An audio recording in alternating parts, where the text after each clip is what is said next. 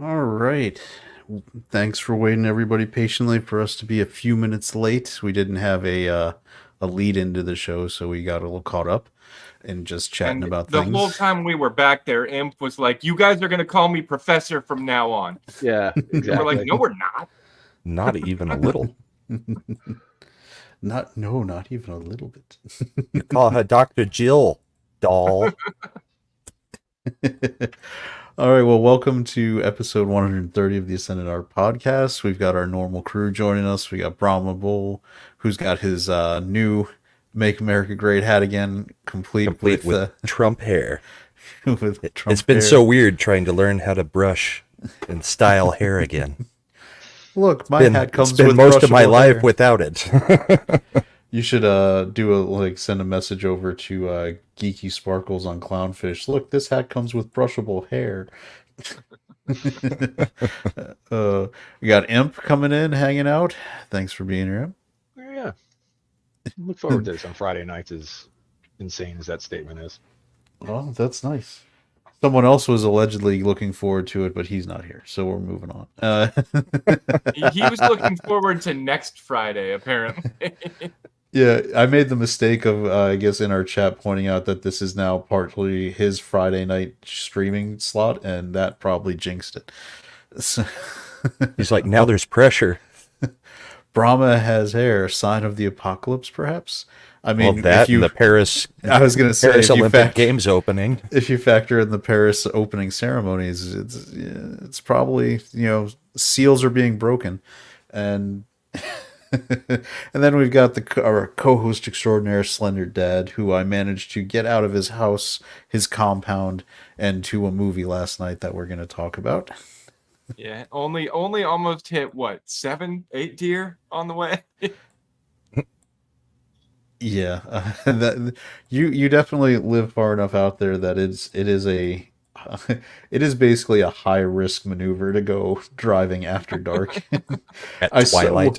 we saw what had to be the tiniest little yearling, like putzing around. I was like, how? There's literal Bambi walking around trying to jump in a road. I was like, these animals need to be controlled. It's getting a little ridiculous. And so, yeah, a Bride of Slender, all of them on our road, the roads leading up to your home. Yeah. So There were quite a few by the river on either side of the bridge. Slender, you got to live by a van down by the river. I mean, that's the dream, though, isn't it? Living in a van down by the river. Everybody used to make fun of that was a joke on Saturday Night Live, and then it turned into van life, and now people like go out and do that shit. It's like Chris Farley or Matt Foley was like, he was ahead of his time. Yeah, and I guess it's no longer a threat. You're gonna end up living in a van down by the river now. It's like, okay, then I'll put it on my Insta, and I'll get a lot of followers. Wait, you're saying I'm gonna have my own place to live? I didn't think I could afford that. Oh, I gotta call my parents. They're gonna be so happy to hear this. Oh, how our expectations have gone down in life. True. It is not something that people you used to want to get a house and all that, and then you'd be threatened, oh, you'll be in a van down by the river. Now it's like, I wish I could afford to live in a van down by the river. All I've got is this tiny house with no rooms. Oh, and then we're gonna put shows on Discovery to try to convince you that tiny houses are cool. They're not cool. No one wants a tiny house.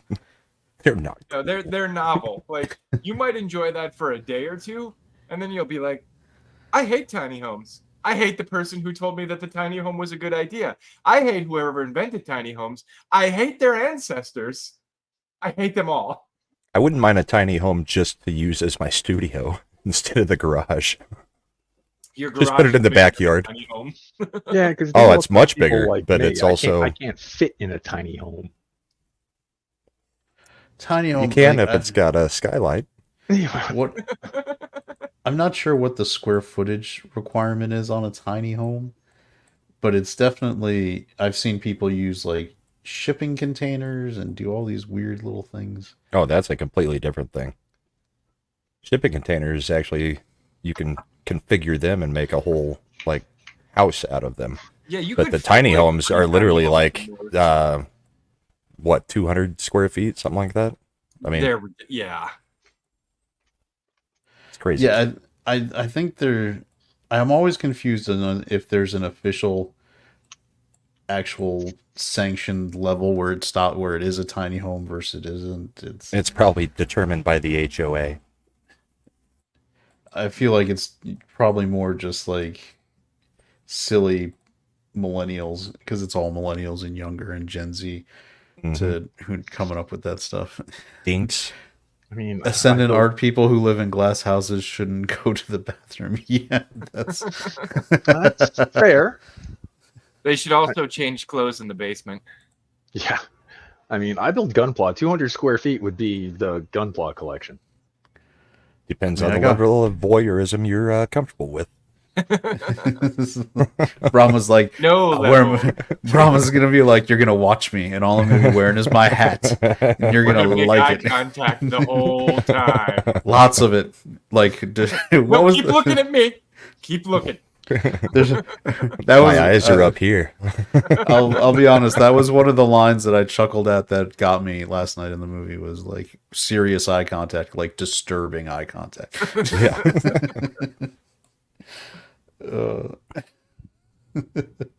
All right. So since we're still possibly waiting for someone else, I think we'll start with Slender giving us an update.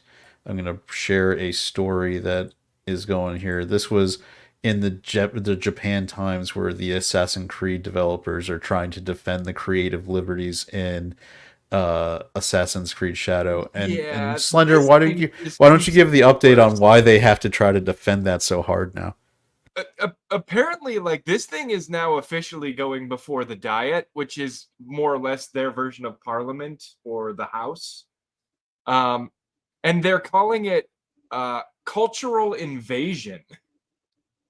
Like, they're freaking pissed about the creative liberties that are happening with this story, and the idea that, well, we've mentioned before, Ubisoft keeps vacillating between it's accurate history and it's a story, bro.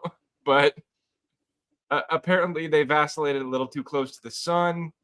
The guy who made all these sweeping assertions that Yosuke is in fact samurai, his credentials have now come under scrutiny, and when asked why he believes that Yosuke is samurai, he basically said, "I'm a professor, bro. I made it all up." And so he's getting drummed out of the academic institutions of Japan. It's snowballed. It is snowballed quite a bit. They have handled it as poorly as they possibly could. You were sharing with me earlier. They wrote the letter that was a not apology, where they're like, "Hey, why don't we just forget about the fact that you guys hate what we did with your history and you buy our game anyway? Wouldn't that be great?" I don't.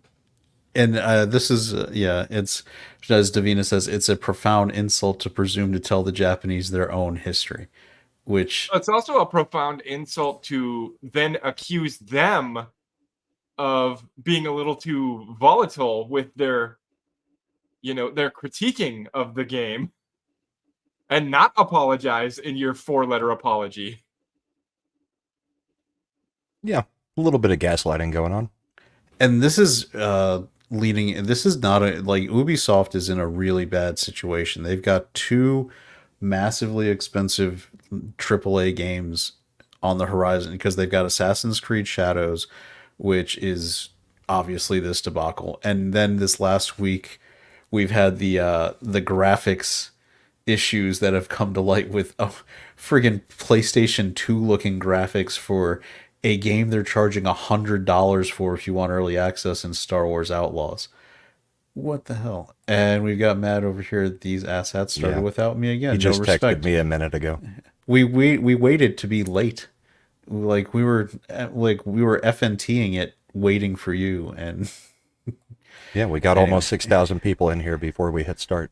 No, I was thinking Yeah. more about being late, but Well, that's what they wait for. is that what it is? No. It's I just they think- start talking backstage. Like we did. Yeah. Well, we were talking about, is Mad coming? Mm-hmm. That was one of the topics we discussed. My money was on no. I'm not yet wrong. Chat doesn't count as far as I'm concerned. I'm not wrong, but I guess I'm not right either. Let's see. Yeah, I can Chad look at is that. being honest. He waited a whole 90 seconds. No, we were like, it was like 9:05, 9:07. Like, it was definitely 6-7 minutes that it. The took stream's us. been live for 11 minutes. Yeah. It's 16 after, so 5 minutes. I mean, I usually make especially if we've got, what is he? Lol, did you just Mortal Kombat me at Pride? What did she say? Bride of Slender said at Mad, it has begun. Flawless victory for Bride of Slender. Fatality. Oh, I don't know. So yeah, I don't know. What do you think is worse for Ubisoft right now? Like, because the Star Wars Outlaws was definitely something they put a crap ton of money into, and we're expecting a lot of return on. I feel like in all honesty, across the franchise that is Star Wars video games, most people expect less quality because they don't make good Star Wars games. Like, for every one really good Star Wars game, 6 kind of subpar or not good Star Wars games come out. So in other words, that's how Assassin's it's always Creed been. is a flagship title. So I think it's worse. I think Assassin's Creed. Yeah, I think Assassin's Creed will sink them more. Like Slender was saying, everybody knows that most Star Wars games suck. Always have. I mean, I liked Jedi Power Battles. That was like PlayStation 1 era. Yeah. Battlefront 1. Battlefront 2 was okay. And the arcade trilogy, I wish they would figure out a way to get that one out on PC or console. for like the Super games on Super Nintendo, Super Empire Strikes Back, Super Return of the Jedi. Yeah, those were all great, but that was ages ago. I mean, oh, you want to talk And about companies how old that don't even exist anymore. I was talking on the drive to the theater. I was talking to Slender because I've got tickets to take my son to see The Last Starfighter is playing. Nice. They're doing an anniversary edition in the theater in August for it because it's the 40th anniversary. It's like, and Oh so yeah, I'm taking you him. talked through your midlife crisis. Yeah, so I was there talking to him victim about it of your- because I'm taking him to see this movie. So it's like it came out 40 years ago, and I watched it growing up, and then I was like, man, this is what else. I was thinking, when my dad sat me down when I was a kid, and we would watch black and white John Wayne movies from Right. like 1950. That was the same age as me taking my son, like in terms of the movie being 40 years old when I was watching like 1990. I was like, oh my God, Yep. this is like me taking my son here is like when I watched, The Quiet Man or like Rio Grande with my father. Oh, I was like, when my son sees these movies, is he thinking like, I mean, I liked them, so I grew up watching it. I'm turning my kid into a big movie fan, but And it's Oh, still yeah. well, like, that was like my And low spec is right for KOTOR, but like also KOTOR 1, yeah. even for its time though, KOTOR didn't come out with cutting edge best graphics in market. The No. graphics were kind of shite. The cutting edge part of it was closer to what they had promised with Fable than Fable Yeah. got. You could make Yeah. decisions that affected things to a degree. Yeah. But Chad, The Last Starfighter, we had a VHS that we had recorded basically my whole childhood's, three movies that we would just watch back to back to back. So it had The Last Starfighter, The Never-Ending Story, and The Dark Crystal. We had them all, on super low quality on one VHS tape that we had recorded them off the TV. So we ran that tape into the ground. It got watched so many times. But that was like our childhood. Those 3 movies were, that and Princess Bride was like everything you needed. I know. It sounds accurate. Getting back to the Star Wars games, I know that this may not be. I played the hell out of Battlefront the original one when it came out. Yeah, the I did a first one. thing. I by that point I was working at one of the AMC theaters that had very low attendance. And so what I would do, our weekday attendance would sometimes be between 2 and 10 people total for a 10 screen theater Right. with multiple showings per day. So we were So you were hooking it up to the screen.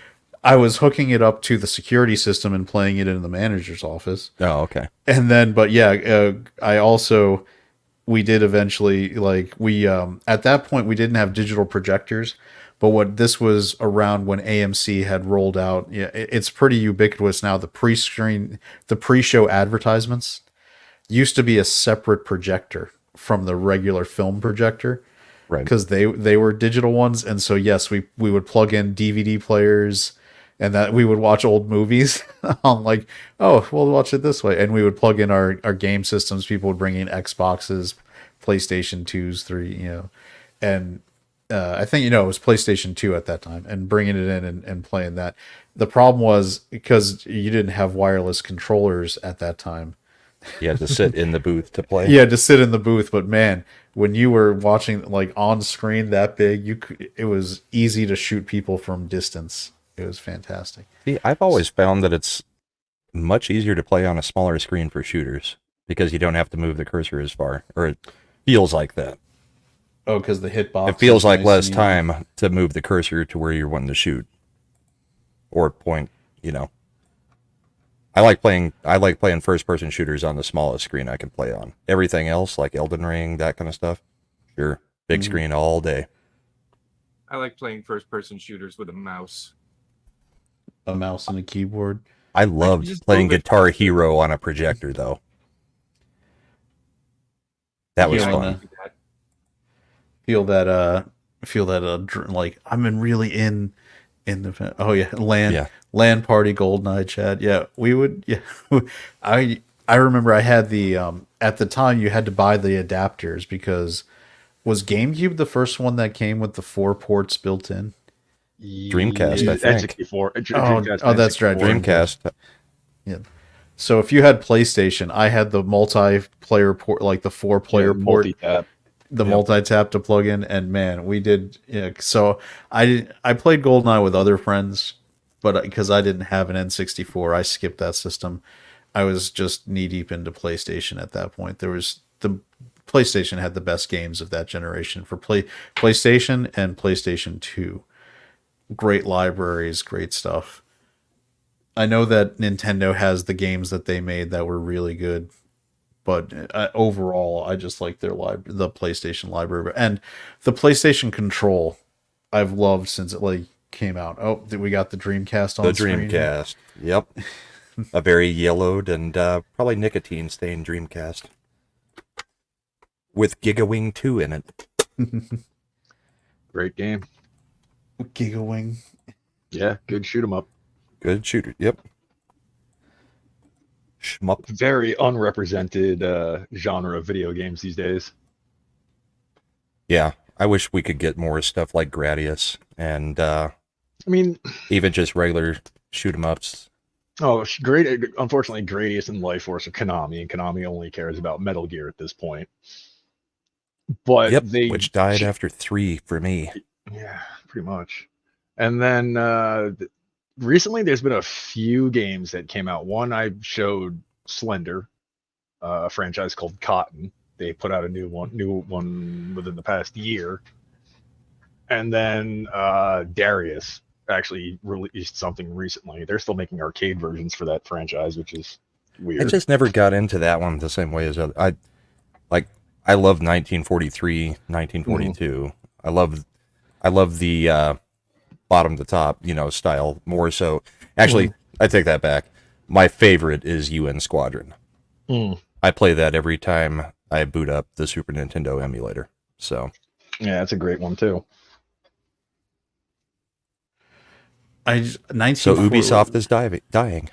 Yeah, I think they already took a couple years, like they had to reset the Assassin's Creed franchise once where they were mining it too much. It was they were trying to change it into an annual franchise like it's friggin' Madden, and it just didn't work. And Yeah, it did its work. It killed the lore. yeah. It killed the lore hard. Yeah, I don't know what the end goal is that they want to do, but Ubisoft used to. I didn't used to have the visceral hatred of Ubisoft that I have now. I didn't hate them like now. It was more, oh, it's an Ubisoft game, so it's going to be like every other Ubisoft game. I'm good, thanks. I just don't know that I play any other games. Corporation in the Assassin's Creed stories, like Ubisoft became a parody of their own villain. What other franchises do they make? Because I never played Assassin's Creed. Far Cry, Splinter Cell, Rainbow Six. Nope. They pretty much do all the Tom Clancy stuff. Yeah, Soul I may never have played a game other than For Honor. Rayman. Oh, you did For Honor? For a very, very short time. I did not enjoy it. That was That could was have a been game. something special. They tried something. It did not work at all for me. They tried a thing. It didn't work for me either. I couldn't get the block parry system right. Yeah. It just didn't. Plus, I don't know that the net code was working all that great, or my connection wasn't that great. But I'm wired in, so it should never be the connection. Well, problem is a lot of these companies are performing what one of my buddies years ago called gaming socialism. It's like, oh, somebody's got a bad internet connection. Well, everybody's going to have a bad internet connection. Wouldn't surprise me. No, they've that's done the it. name of the company. Josh Hammond had it. Abstergo. They became Abstergo. That's a terrible name. That sounds like a villain company from a James Bond movie. Sounds like a disease. Infantigo. Isn't that what was the name of the company when Jonathan Pryce was the villain in The World Is what was the one it was with Terry Hatcher? It wasn't World of Not No. Tomorrow Never Dies. Yeah, Tomorrow. It sounds like the name of the company the guy ran in Tomorrow Never Dies. How prophetic is that movie, by the way? Aside from the U.S., not U.S., aside from the Western as James Bond spy working with the Chinese spy, that doesn't seem very accurate. It seems like the Chinese spy would have gone and got a congressman under her sway. Yeah. Yeah, probably. But yeah, it was a really instructive thing about the media manipulating people to get, which isn't new. Not like this wasn't something that had been happening since the I don't know Spanish-American if it was War. or just observant, because it was happening back then too. Boosh has a good comment. It sounds like an erectile dysfunction. Sorry, babe, my abstrego was acting up. Yeah, I remember when Medal of Honor tried to be like COD and failed. Yeah, luckily, that's where you had something like Battlefield, where just it went with a completely different direction, so it was able to kind of survive a little longer. Yeah. Well, they had a format, and they didn't try to adjust their format to be more like Call of Duty. Like Medal of Honor had its own thing going on, but then Call of Duty was being really successful, so Medal of Honor tried to be more like Call of Duty, and it's like, but we already have Call of Duty. I don't need Call of Duty and Call of Duty Light. And Call of Duty's already bad enough on its own. Kind of a formula that wears thin after a game or two. Yep. Well, and if you don't start it immediately when everybody else is, then your loadout is never going to compete with anybody who's played, like the first couple weeks is about the only time it's equal footing. Yes. And even then, and it may not even be weeks. It may be hours. Yeah. Like, for example, Ubisoft just released a shooter called X Defiant. Within days, people were pushing the level cap in that. You got a whole bunch of Smokies in that one? It's like... No. Smokey's not a sweaty asshole. He just plays a lot of video games. There's a difference. Yeah. I mean, I've never met him in person. He might be a sweaty asshole. Yeah. Yeah, you can't know that. Yeah. I'm I using. mean, I play party animals with him, and he does a lot of playing dead, so he's kind of an asshole. Yeah, I can't really fault you on that. Because yeah, He's kind of the only guy that shows up to every one of our shows, though, too. So we can't be too mean to him. He's my kind of asshole. How about that? as a buddy of mine years ago put it, there's a difference between an asshole and an asshole. Because nobody likes an asshole. He said he's playing dead right now. Yeah, I'm playing dead. He's Smokey's a good guy. If you guys aren't already watching on Tuesday nights on Brahma's channel, we have a pretty regular party animals game that is highly entertaining to watch. Slender has been putting clips on our gaming channel that we started here, Ascendant Arcade, that you can go and watch. Today, where I slendered Lil Chad by dragging him off the map, but while I was doing so, I accidentally ran into Smokey and knocked him off the map too. So it was a twofer. Somehow we've turned a non-competitive party game into an extremely competitive game every Tuesday. I don't know about you, more competitive about that game than any game I have ever played. I know. I've seen you throw I'm not as competitive in Call of Duty. I don't know, like, party games are always been. I always played them hyper Look at competitive. Mario Party. That's a game, that'll end friendships. But Mario Party was so kind of rigged for things.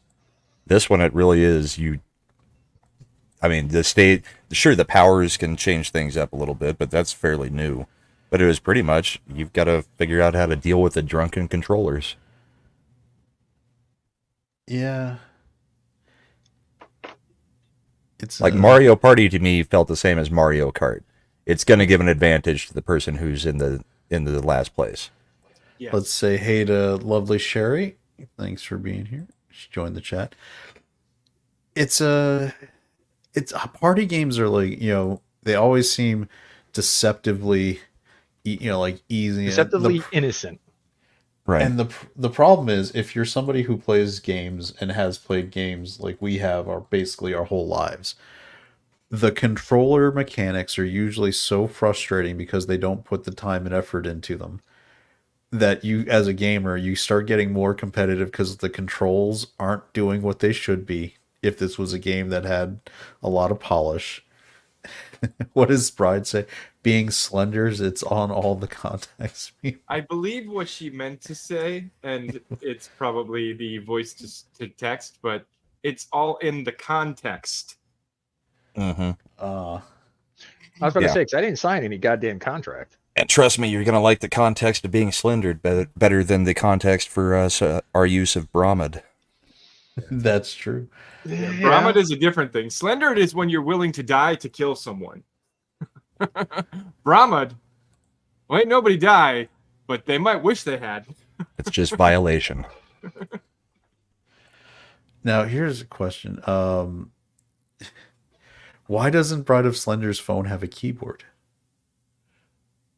It does, but because she's using the keyboard to play mobile games. We're older than 30 at this point, so we're not good at typing with our thumbs. I think everybody on the panel is older than 30, and probably most of the people in the chat. This is true. This is true. We have a very refined audience.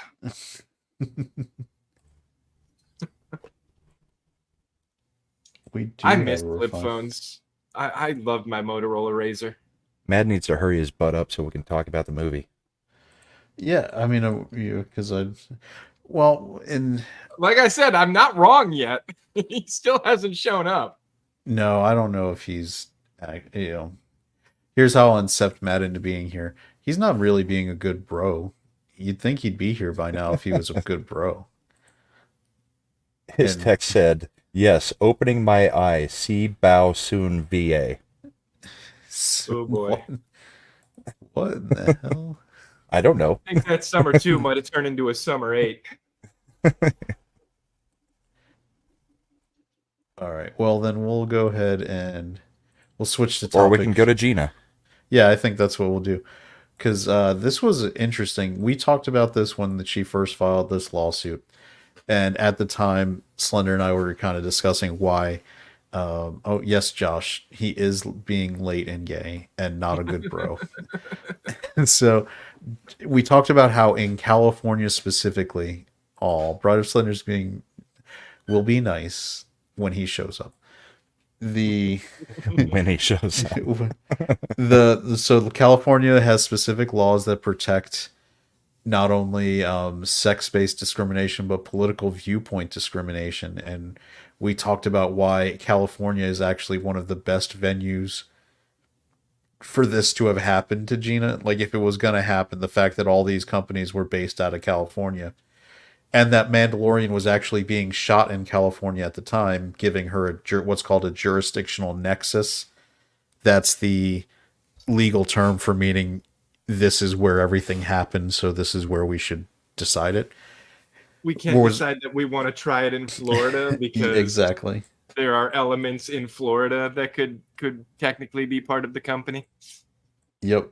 And so this worked out really well for her, and this is this was the decision. Disney tried to get the lawsuit dismissed under California has anti-SLAPP legislation, and SLAPP means strategic lawsuit against public policy. So you'll hear the term SLAPP and anti-SLAPP. So the anti-SLAPP means that the state has a law that says if someone's suing you based on a protected First Amendment right, for instance, to be able to speak out about things, it can be dismissed. You don't have to go to discovery. You don't have to spend all this money, because they don't want people falling victims to strategic lawsuits that try to, shut you down your voice. And that's what Disney was going for. They wanted to get this thrown out, and the judge said no. There's no dispute on the facts that Gina Carano was fired for allegedly making these tweets that they disagreed with. And because other people who were, and the judge put in the decision, other actors who work for Disney have made clearly as egregious or more egregious statements, especially within the last 2 weeks. Yep. That were overtly political, that it basically falls flat at this. The judge isn't saying Disney wouldn't win. What the judge is saying is their attempt to get it thrown out based on that doesn't meet the merits. Which what we've said all along is if she can get it to discovery, that's a win enough. I mean, she may not win the actual lawsuit, but the discovery is win. Yeah, and Davina has the strategic lawsuits against public participation, lawsuits intended to censor, intimidate, and silence critics. Yeah, companies end up using this law to act as a shield against them doing stupid stuff. Florida and California both have strong anti-SLAPP. In theory, it sounds great. It keeps you from having to spend all this money as a small person defending your against lawsuits. What has happened in practice is that companies, because they have a lot more legal teams and money to do it, use anti-SLAPP rules to basically negate any legitimate lawsuits against them. For instance, companies will try to, like Disney did here. They'll say, "Oh no, it was our First Amendment right to fire Gina Carano in this case because we didn't want to associate with her words." And that's not what hurt that they tried to force the struggle session on her. Well, that's the thing. That's where discovery is going to come up. Allegedly, Miss Leslie Headland was one of the ringleaders behind, the anti-trans stuff being like going after. So this really started. It didn't start with this with the World War II Yahtzee tweet. It started with the trans stuff. And that's the beep, where bop, boop. The beep bop boop. And the person who allegedly, there was a whole GoFundMe to finance going after her. And some of her bosses were yeah, contributing to it. And that's where discovery is important, because it's not just getting it from Lucasfilm. If you get to discovery, you can issue subpoenas to GoFundMe to unmask people who made anonymous donations. This is why, by the way, your anonymous donations aren't anonymous. If a court of law issues a subpoena that says the company has to give, as part of a lawsuit, give over the names and addresses of the people who made those contributions, they will do it. It is a court order, and they're going to not defend. Like, they're not going to try to protect you from making an anonymous donation. So when you write anonymous, or you do a donation in the name of some politician to be goofy because it's for a campaign against what they are voting for, if it ever became an issue in a court of law, your name's coming out. So just, it's very rare, but be aware that that can happen. And so that's where Discovery is going to be. And that's where people are saying, does Disney settle? Because what Gina was looking for was to be reinstated as an actor, back to the state she was in, with, and in this case, the Cara Dune Rangers, the New Republic show was being developed. Here's a good point. I don't think Gina, there's a chance in hell she settles. I think it's all about getting the information out there. I don't think she will do anything before they can get Discovery completely finished. Yeah, that's where and Elon is financing it, so that means she's got more. Yeah. If she was trying to if she was having to pay these lawyers herself, I think there would be a possibility where she would settle at this point if Disney offered her if they offered the Rangers of the New Republic and she was getting paid $100,000 an episode, like she was probably getting, like the offer would have been to headline a series. And the fact that Disney would have then been able to have their cake and eat it too by telling people we were forced by a court of law to make this thing, but at the same time they're going to welcome the ratings that they would get having Gina Carano back on Disney Plus. But you know what they would have done? They would have just turned her character into a trans character and made her play something that she would absolutely hate playing. If they gave her the job back, they would torture her with it. Yeah, they would Henry Cavill. He's not wrong. Yeah. They would treat her like Henry Cavill on The Witcher. They would basically force her to quit. Yeah. I mean, how many times does like somebody get fired from a job and then it's like, okay, that was wrongful termination, you can have your job back. Yeah, it goes so well when you go back, right? No. Because everybody is resentful of you.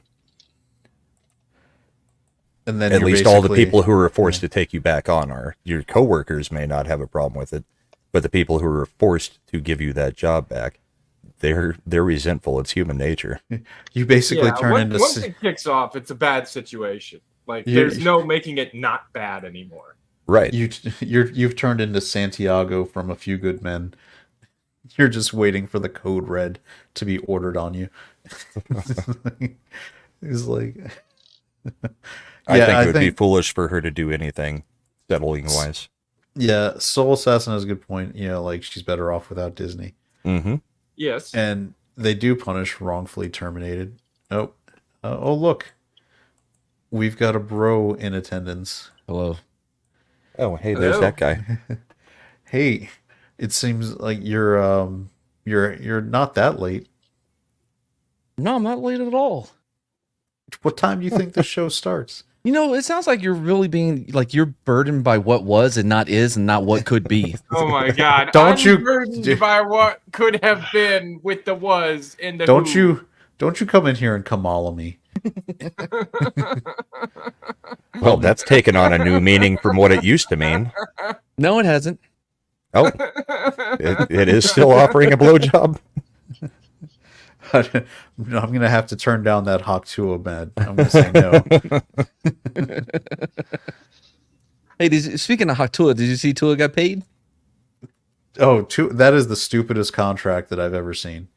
Why? 167 million guaranteed for a guy who's one hit away from pudding brain. Okay, first of all, I really like Tua. You can't tell me that you think it's a good deal. I think that take out the injury part. You can't take out the injury part. I just said take out the injury. Stop being burdened by what was. Anyways. How many concussions has he had? How many did he have last year? I don't know. They didn't None. report any. Yeah, because he had 7 like over the 3 years before. He got him out of his system. That's how they work, right? It works that way. I had 5 in high school. Yeah, I'm just fine. ask Chris Benoit. Anyway, if you look, he could have easily have reset the entire QB market, like what Trevor Lawrence just did. But instead, he went, no, I like the Miami Dolphins. McDaniels is actually a really good coach. I'll take less money with a year less than Trevor Lawrence. So when my contract comes up again, I get another big payday. Did you just say he could have? He got $50 million a year with $167 million guaranteed, and you think he gave them a discount? Yes.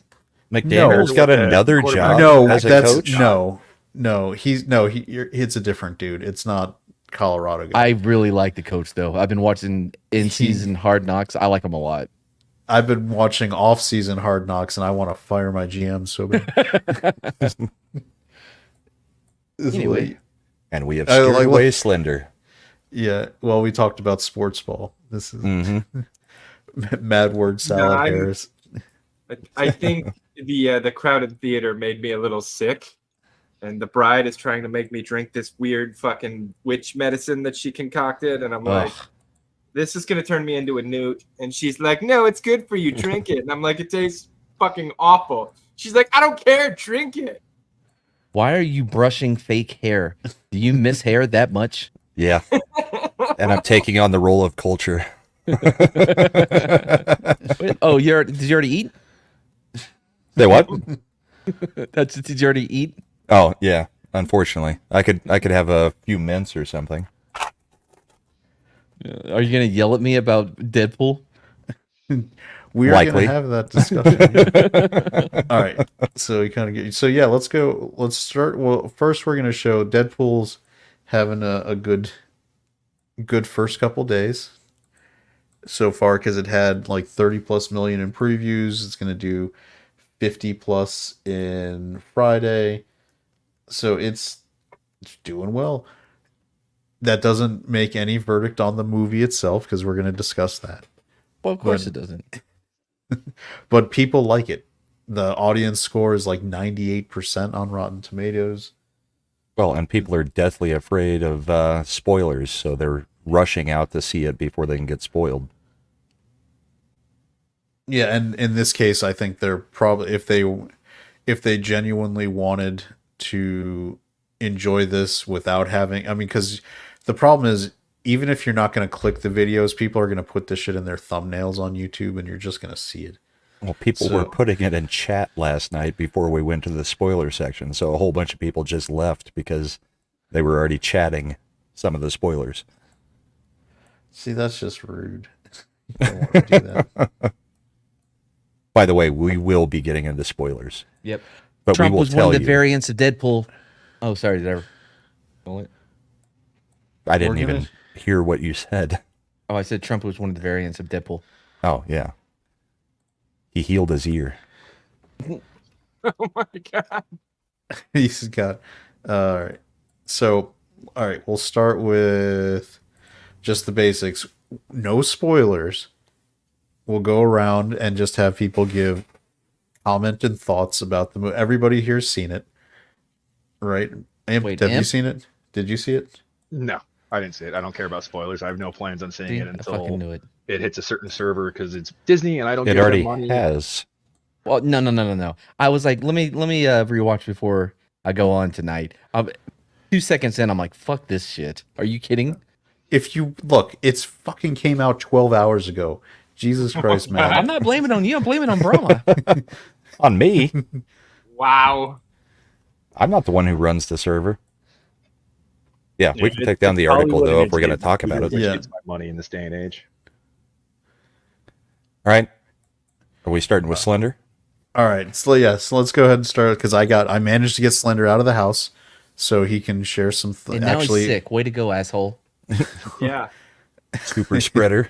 This could be the end of me. And it's all your fault, Chad. I mean, worth Oh, it. no. Go for it. No, I All right. loved the movie. I thought it was a lot of fun. If you're looking for a really well told story with lots of, ins and outs and strands to keep on old Duder's head, well, then it's probably not for you. But if you're just looking for like a fun time, lots of quippy dialogue in the Deadpool style, and good action scenes, that's what you're gonna get. It's good time. I enjoyed it like a lot, so much so that I went and watched the whole thing in theaters, and then I wanted to watch it again later, and had a similar response to what Mads was. But I'm not gonna say anything about it. See, I watched it twice that way and then went and saw it the third time in the theater. So then I was like, oh, that's what words are. And I can see things. Yeah, I mean, And there's not a cameo from an Indian guy twice. Is there Telling me really how in I that can one? get on, telling me how I can get on a betting Oh. site. apparently Matt didn't last long enough to get the 15 Nuh-uh. minutes in and 15 minutes before the end. That's where Yeah. I gave up. I was like, oh my God, really? Oh, we're done. At least it wasn't the Indian marriage clip. It was I the one in didn't- the kitchen. I didn't get to the guy going, oh, yes, Wade. Thank you very much. Come again. Thank you. Come again. Is that all it, right. Slender? Yeah, I mean, I'm trying to keep it spoiler free at this point. I Okay. liked it like a lot. It was a lot of fun. Thanks, Chris Stepman. Okay, I guess we'll move on. All right, Matt, you want to offer your thoughts? So quickly after I just insulted Slender, sure. Yeah, I you're on the enjoyed spot. it. Yeah. No, like I said yesterday, I was worried, especially when I saw Jacob come on last night. Like in the back, I'm like, oh great, he's about to piss all over that nostalgia high I had going on. Because I mean, from the very beginning, it got me. I literally looked over at Shredder. I was like, they know all the dance moves. I mean, I'm assuming that's the dance moves. It was the dance move. It was. I know, yeah. It was really good. Was I in my theater seat doing the bye with my hand low enough so it wouldn't be seen? I'm more familiar with It's Gonna Be Me as far as the choreography, but That's I would have insane. figured you for I Want It That Way. what the fuck is wrong with you? What is wrong with you? That's bad. How do you know the Oh, choreography you to dick. any of these? Because I was in high school at one point. Because Matt dreamed of being. He's like, Joey Fatone can fuck off. I can do that job. Right? I can be as gay as Lance. Who says I can't? How bad is it that they found a guy named Fatone, fat one, to be the fat one in the group? It just seems wrong. Makes sense. I'm It's watching like- a documentary about Lou, whatever his name is, the guy that made Backstreet Boys in NSYNC. Apparently, he was really shady. Believe it. Oh, in O Town, Oh yeah, Shocking. I mean, you're telling me that LFO? that a really overweight, scummy looking guy from Orlando who like put out ads looking for young men Man, under the age of 18 hold on might have now. been a little scummy. The only other job he could have had was being a producer for Nickelodeon. No, actually, there's actually no reports of him actually ever. There was even one of the members of another band lived with him 7 years. Said I didn't see shit. Most people think he was asexual. 2, he had his own blimp company. Now, did all the blimps eventually crash and then he got paid in insurance? Sure, that happened. But he seemed like a pretty cool dude up until this last episode I'm watching on Netflix. What was I talking about? Deadpool. You really yeah, liked yeah. that he knew the NSYNC. dance moves. Yeah. That, I mean, if you start out a movie like that, I'm on board. I really enjoyed it. I know there's problems throughout, both with the humor. I think the in-world humor works way better than the Meta. Yeah. The pop cultural, like the references of the time that you have to know in that day to really get the joke. You know, I don't Right. think there's a lot of rewatchability for that part, but I think there's enough other great things that it will still work later on a rewatch. Hugh Jackman put way Yeah. too much effort into acting for this fucking movie. You know, But it was great. It was awesome. amazing. Would you say he put maximum effort into this movie? Motherfucking chupacabra. No, what is it? Chupamanga. What does he eat? Chimichanga? Yep, that's Chimichangas. the one. He could eat a Chupacabra. Yeah, he won me over. I loved seeing him and Laura back together. I think she's awesome. She's an amazing actress. They wasted her in Acolyte, of course, because it's Disney and Star Wars. Not a spoiler. It was in the trailer. Yep, it was in the trailer. Hold on, let me look at my notes real quick. Can't talk about that one. Can't talk about that one. I was completely vindicated by something I will talk about later. Actually, most of my notes are just about being vindicated and how awesome that guy is. Matt's notes are like, I was right, motherfucker. I was right. His notebook looks like a psychotic killer. It's just, I was right, repeated all over the notebook. It's funny. Listen, and for those, and they kept saying it last night, even though I brought up my own, anecdotal fucking point, but even if you are not listen, Stretta, I love her. She knows this. Her memory with movies is not the best. I've been able to play the same movie multiple times, and she's like, I've never seen this before. Okay.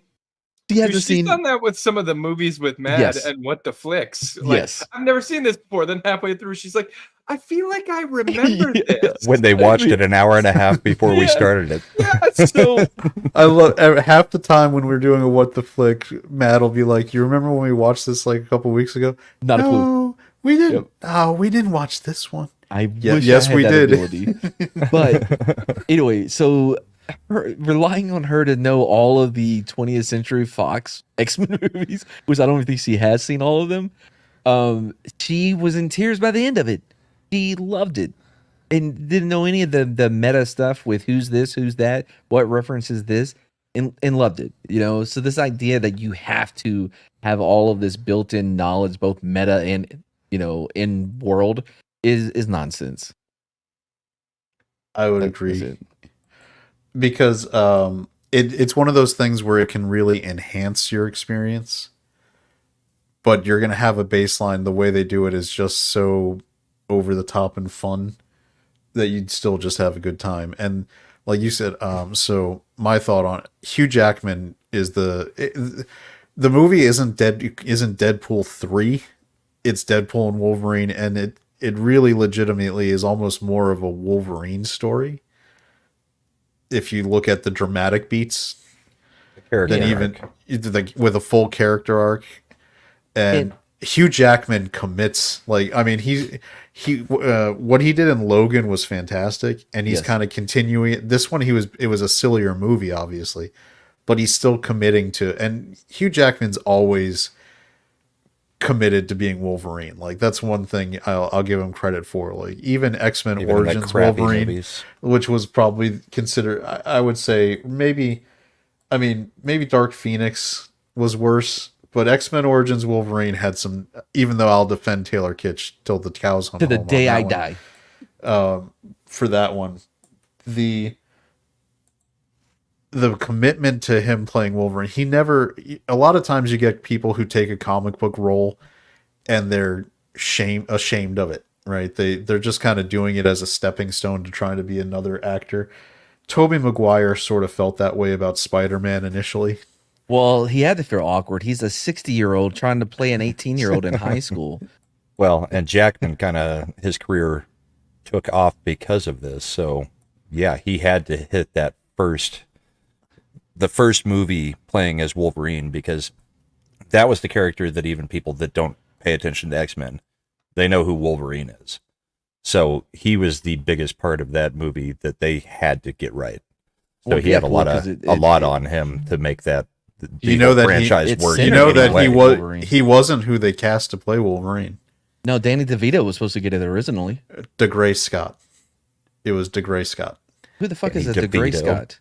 You would know DeGray Scott from Mission Impossible 2, where he played the villain. So DeGray Scott was actually... Hey, 70s, thanks for coming in. So DeGray Scott was the one who was cast as Wolverine. Mm-hmm. And he was... That's why if you ever listen, like, there's some interviews where Hugh Jackman says he came in like 2 weeks before they started filming, because DeGray Scott was cast. He was going to do it. And then Mission Impossible 2 came up as an option. And he said, peace out. This is going to be way better for my career than playing Wolverine in a comic Right. book movie. I mean, it should have. You're talking John Woo, Limp Bizkit. Well, I mean, it would Tom Cruise. That's a winning fucking trio. You got to jump on that train. And I don't think it was just that though, wasn't it? They were already working on Mission Impossible 2, and they told him he couldn't leave to go do X-Men. Yeah, and he would have And Cruise has more star power and pull in Hollywood than DeGray Scott has. Well, it was also a John Woo movie, and Yeah. that had some pedigree to it too. Limp Bizkit was doing the theme song. Dougray Scott is Gerard Butler's bitch these days. Gerard Butler had the career that he could have had. And Kind of, Yeah. That's interesting. Well, both Scottish. There's not that many famous Scots in Right. Hollywood. So, but Gerard Butler came along not long after and just. Is he Scottish? He seems to be doing an English accent, like an American accent, very well in all of his movies. Well, but that's because that's why they hire people in American movies that are Brits because they can do American accents and they're cheaper. I was being facetious. His I know. American accent is horrible. He'll be like, Is it y'all? no, he'll be like, Dave, in this planet's only gonna be me. Only going to be. I am the only one. Who are you What's talking wrong about? with it? Gerard Butler. Mayonnaise. No, have you? I mean, I've watched the Olympus Has Fallen movies. He does fine. Yeah, because he cared about that one. Have you seen some of his others? Americans do a Scottish accent though. It's even What was worse. the recent one? Plane? Yeah. I think he getting better with his accent. I like Jared Butler.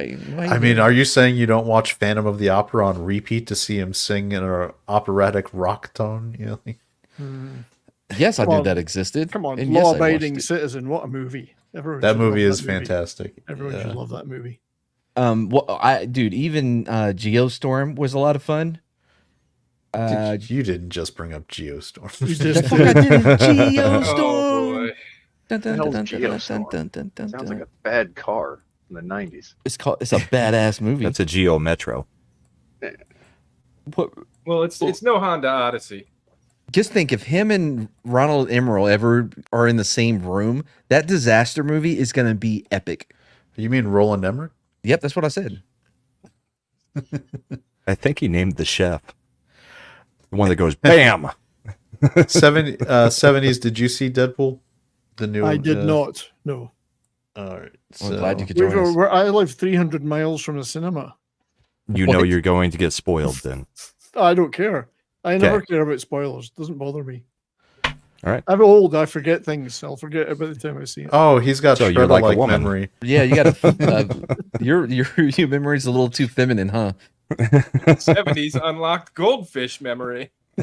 I'll forget there's even a movie by the time I see it. Oh, I didn't know this was out. Chad, As did good you as that finish? Acolyte.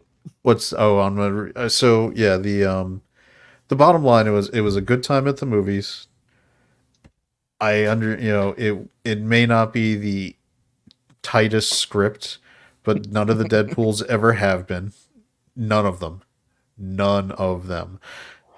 And the acting is, I mean, Hugh Jackman's acting in it is fantastic. Ryan Reynolds is, if you've watched the first two, you know exactly what he's going to be bringing to the table as Deadpool. Just There's a a lot lot- more gay. Not enough. I don't know Because that of it's the a lot buddy- more. The buddy Yeah. film aspect got it a lot more gay than the other two movies were. There I was don't think gay, you know- I but don't think this you was a understand lot gay. more. All I saw was broness everywhere, all Yeah, over the screen and on I people's felt like faces. Super gay. There was a lot of brotherly love. There Yep. were a lot of dudes. A lot of you tip know. touching. Yeah, but I mean, they weren't banging. It wasn't dude banging. It was. Right. It was. They you were know, forced into that position. Yeah. They didn't choose to be there. It's that guy that's a little too close, to when you got to do nut to butt, take a shower in the army. Like, do you have to be inside the crack? And it's not the fact that it's a guy that's giving me an erection. It's the friction. I can't help that. True. Even your wife That's is getting science. upset now, Slender. Was it as gay as this clip I'm trying to share? Let's see. Was it as gay as this? That wasn't gay. That was beautiful. No, that was Yeah, I don't see anything gay about this at all. Mad, this is, Mad. That was when Mad was auditioning for the boy bands. So, You Yeah, got the I moves. almost got in. My You favorite definitely boy got band. the moves. The only reason they turned you down was your body's just so bad. My favorite boy band, no bullshit, no cap. Probably Together. I Is my think favorite. You're a BTS fan. I know you are. Nope, I just said my favorite band is Together. You're just No saying idea that. who that is. Oh, they're one of the greatest boy bands ever. Are you kidding me? it's not Korean pop, no K-pop. I don't know how to feel that you used greatest and boy band in the same sentence. Well, we're gonna watch their movie later on. The Mm, more boyish they are, the more he likes them. Pat's like, let me tell you about the story. No, of no, hold on. Bop. Let 70s have a couple more seconds of silence for that one. I think what he meant to say was broish. Broish. Broesque. Bro-esque. So yeah, so that's, I mean, my thought, it was a real fun time at the movies. I enjoyed the heck out of it. I'm not as hung up on the story as I think some people seem to be. Where it's a Deadpool movie. If you've read Deadpool comic books, you're not. I don't need it to be hot fuzz level of perfect written action comedy. Well, just wait until we say what we think the problems are. Okay. Because it's not problems. The problems are that the people that have been making these movies and making the rules should have known that these were going to be issues. So we'll get to it in spoilers, Yeah. but I thought it was very good. I loved almost every one of the action sequences, including that the one at the end with many hundreds of certain people. Oh, I wonder who that could be. Yeah. I mean, it was in the trailer, no, so it's okay. yeah. You it were was. in the trailer. The humor was good, but it is going to very much age this movie in the next few years because it is way too current day. But I think the action sequences are enough, and just having Deadpool and Wolverine together are enough that people will still like it. I think it is the second best Deadpool movie, the first one being the best by far. But I also did like the second one. But I mean, I watched it three times in 12 hours. So, I mean, I liked it well enough that it wasn't boring me, even though that was just kind of on in the background while I was working. So, Your mom good was movie, like, very enjoyable. Like Mad, my wife went with me to the theater. She's really only seen Deadpool and Deadpool 2. She doesn't really care. I mean, she saw the original X-Men. I think it was back on our honeymoon. We went and saw the original X-Men because it released that week, I think. Or it may have been 2000. X2. Because I think it was 2003 or 2000. Then it would have been, then it was X2. The first Yeah. X-Men movie came out in 2000. So that's pretty much what she's seen and actually paid attention to. She may have, been in and out of the room during other movies, Joel, we but said she no loved spoilers. it. She absolutely loved it. She was cracking up. She actually enjoyed the experience because we were surrounded by a whole bunch of nerds to the left and to the right, and they were, jumping up and cheering at certain points in the movie, that kind of stuff. So she was cracking up at them and the movie. And I liked it enough to get a Wolverine popcorn head too. So I had to get the $25. ghetto one. How much was it? so $25. No. Okay. But you got a free extra large popcorn, which is what, $8 at the theater anyway. So So with free this- refill. So I'm just sharing this real quick because, as Soul Assassin mentioned, if you were a comic book company and you had what was probably going to be the movie of the year coming out, what is your first move? It's killing off that character from the comic book and replacing him with girl-bossing with the daughter. Well, what happened was one of the executives over at Marvel was like, "Oh my God, one of our things is having some success. This hasn't happened in so long. Let's go talk to Kathleen Kennedy. She'll know what to do." How can we undercut this? It's not the first time they've done it either. Subvert it. No. right before Doctor Strange, the second one, they killed him off in the comic books, literally like a week or two before it was anywhere from 2 weeks to a month before the movie Yeah, and they came out. replace him with the woman Sorcerer Supreme, of course. Yeah, his longtime on and off girlfriend, Clea. Clea, who was a cameo by Charlize Theron at the end of Multiverse of Madness. Dude, fucking the There was Marvel a doesn't cameo remember. at the end of that. Marvel doesn't remember they had Charlize Theron in that shit. I do. That ain't never but gonna pay off. No, it's never, because they're never going to make another Doctor Strange movie. I don't think they might. I Well, don't they didn't make a second one. They made a freaking Wanda movie. which I don't mind. I thought Elizabeth Olsen was actually pretty charismatic on screen. In till that they movie? No, I'm talking about. Oh, okay. As, like when she started, and then they just. Yeah. It's the Black Widow scenario where Scarlett Johansson played the heck out of that character, and people liked her, and they waited too long, and then gave a poorly written, terrible movie to them. I'm gonna lose too much misogynist street cred if I watch a movie with a female lead, so I never saw it. Makes sense. Yeah, I hate Watch all the time. I got Yes, a rep. you do. Okay? I'm trying to keep that up. What? So Slender's over here like Grease 2. I got a rep to protect. by the way, And Chad's rep just went down by quoting Grease 2. I love Grease 2. I'll defend I bet it you till do. the day. The movie's hilarious. oh was god, it- was that I'm glad movie- I'm glad we're not streaming this to my Did channel. that movie have a Embarrassing. subtitle? Was it like Grease 2 even greasier or No, it was just Grease 2. Yeah. Meanwhile, what you're really thinking in the back of your head right now, Matt, is somebody wants to talk about Grease too. Yeah. Nope. The movie mean, had a song called "Do It for Your Country." It was hilarious. I hate musicals. It's just not I my can't thing. stand dude. them either.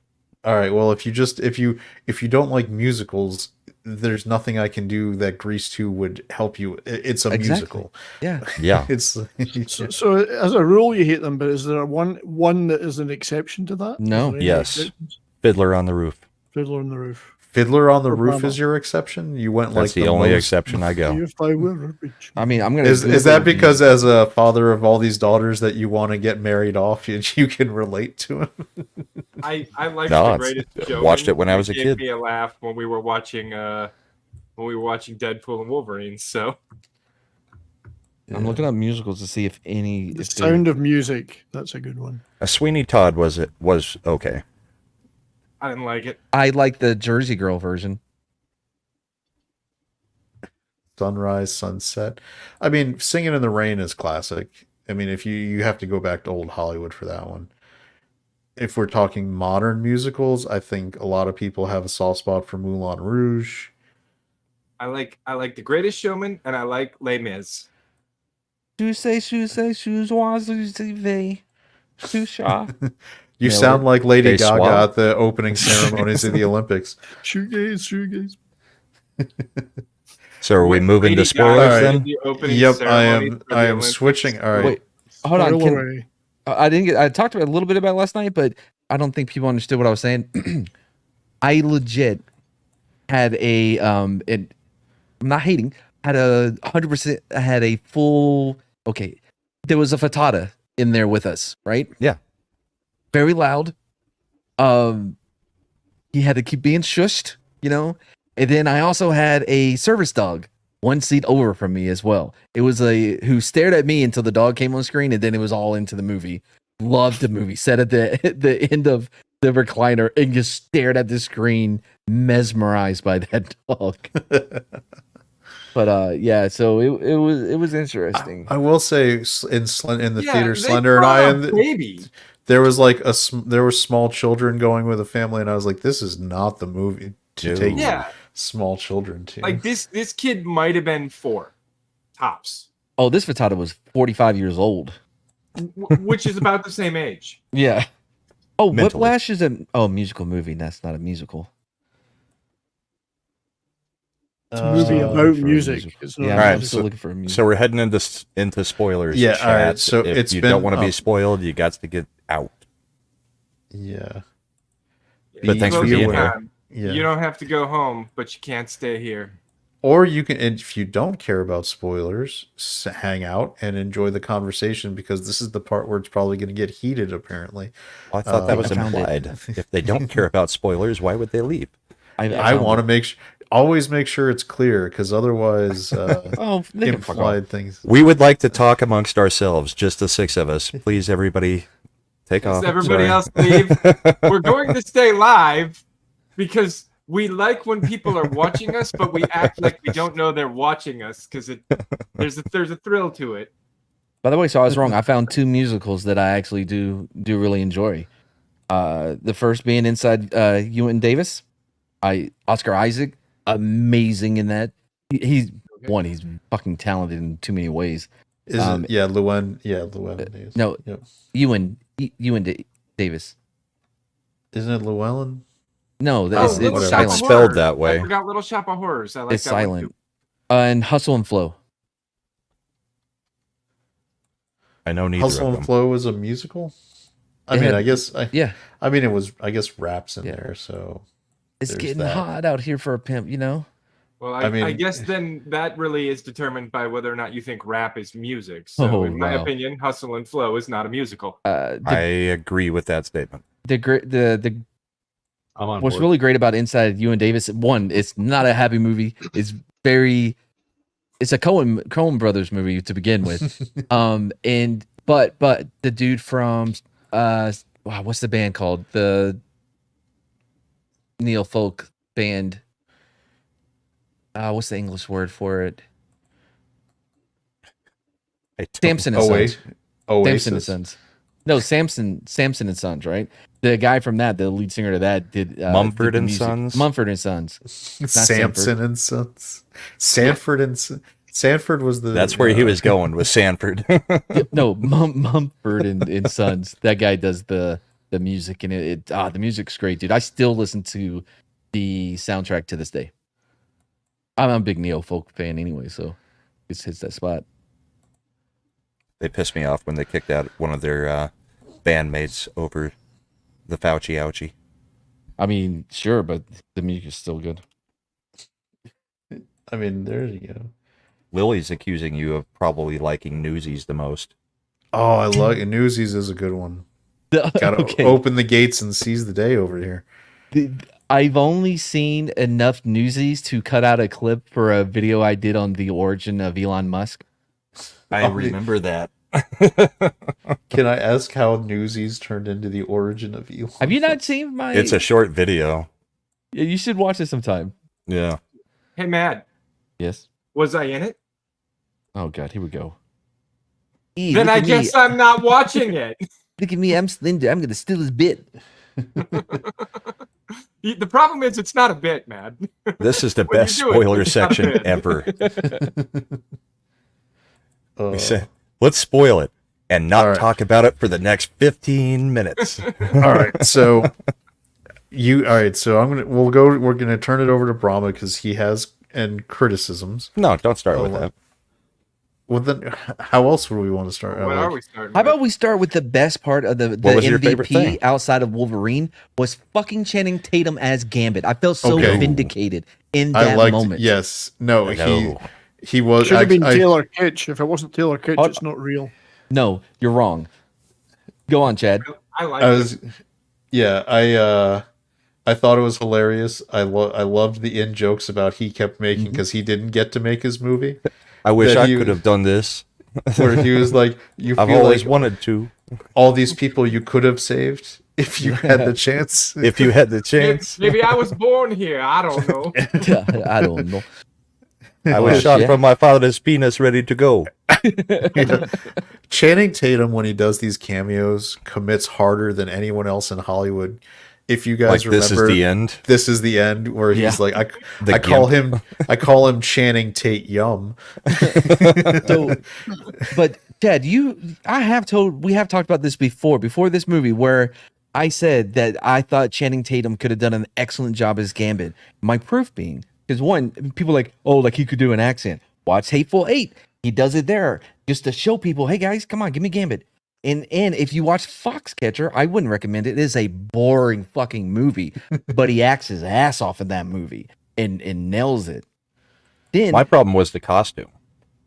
The costume was terrible. Sure, it was made to look like it was actually in the comic books, but when his face looks like it's Yeah, being it didn't squeezed work. out of the freaking Yeah, it we looked like a Pez dispenser. okay, yes, my first thought was like, hey, it's what's his fucking name from Multiverse of Madness? The bad guy, the giant floating fucking head. oh, MODOK? Yeah, Don't- I was like, oh. oh shit, he looks too Okay. much like MODOK. Number one, that was Quantum Mania. Oh, sorry. Like it matters. Well, it's when you tell different when you're hero. like it's like the villain from Multiverse of Madness. I figured out who he meant. I've been up for like a fucking hour. Anyway, What? I've been up for an hour.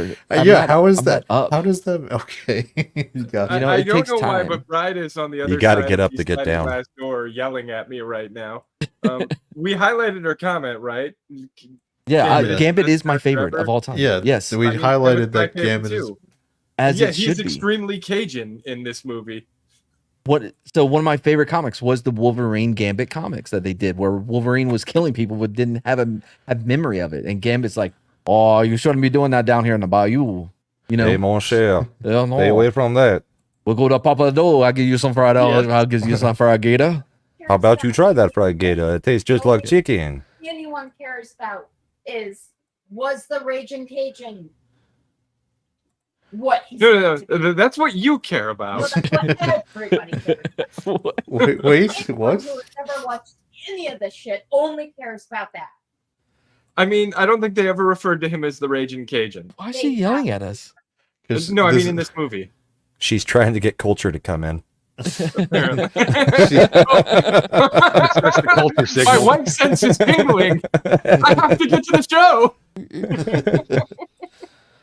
It is. Yeah.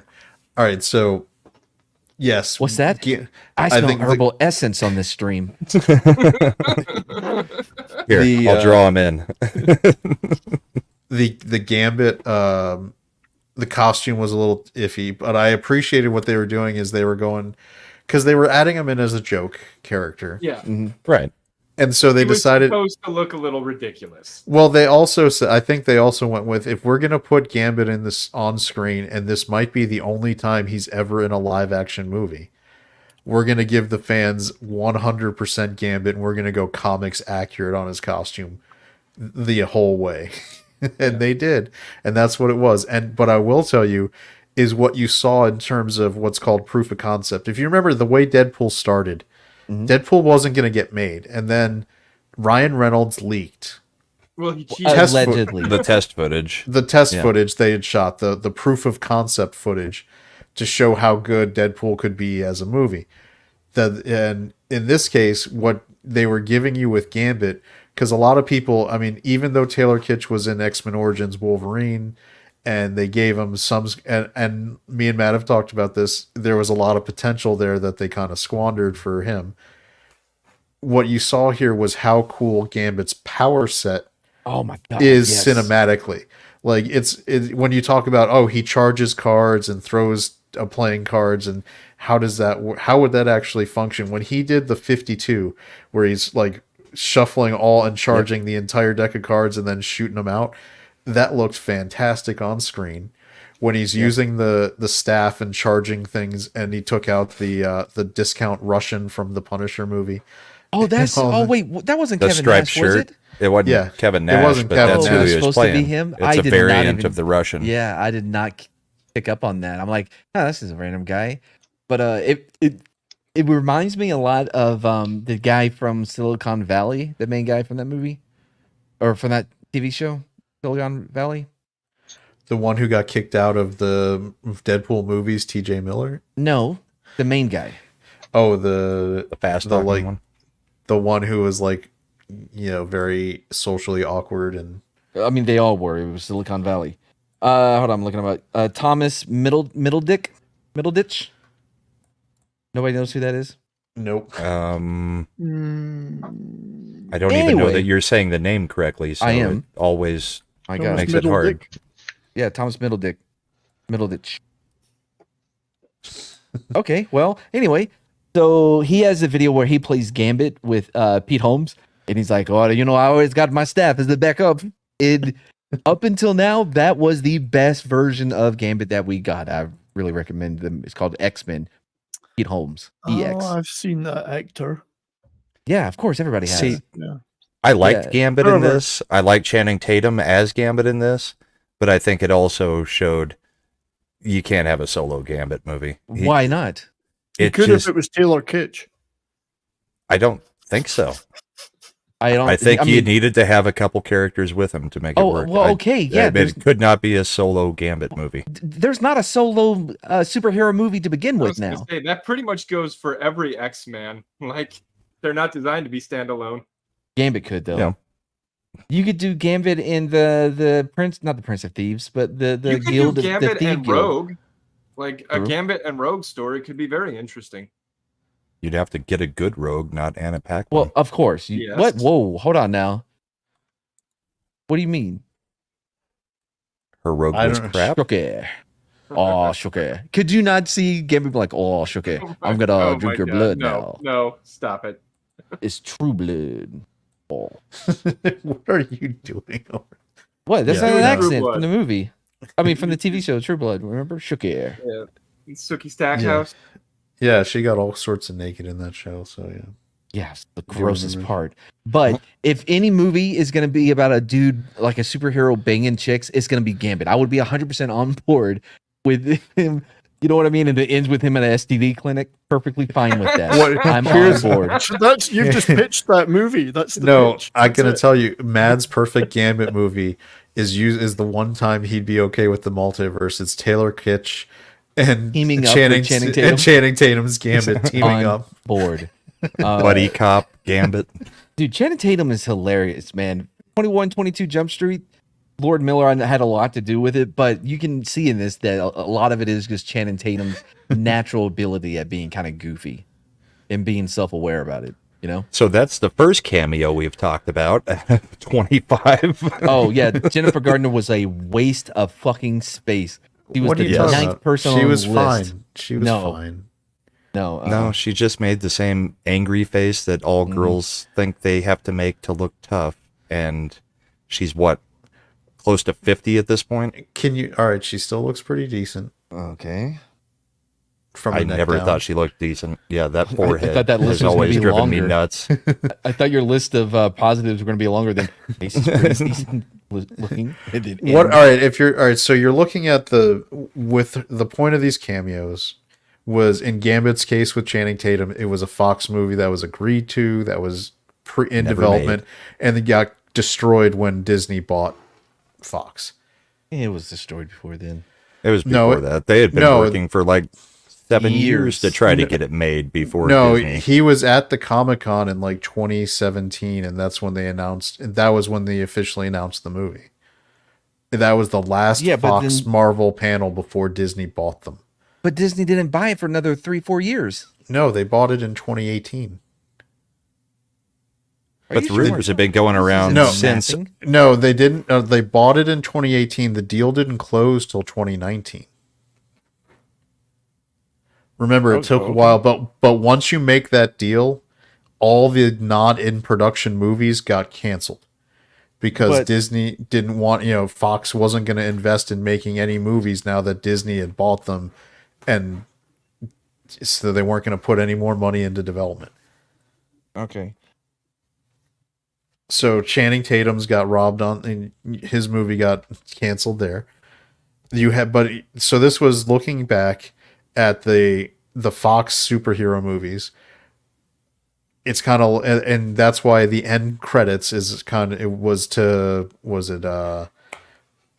Green Day, time, Yeah. like where they were Shredder was closing in things out, tears. where they were giving, it was a highlight reel of all the Fox movies they had done. Behind the scenes stuff, though. And with behind the scenes stuff. So if you're looking at characters from the Fox movies, Ben Affleck is all out of control and drunk and all, you're not going to get him in. He just came back for Batman and it worked terrible. So he's not touching it. Who are you going to get from the Daredevil movies? You're not going to bring in Bullseye with Colin Farrell. Why wouldn't you?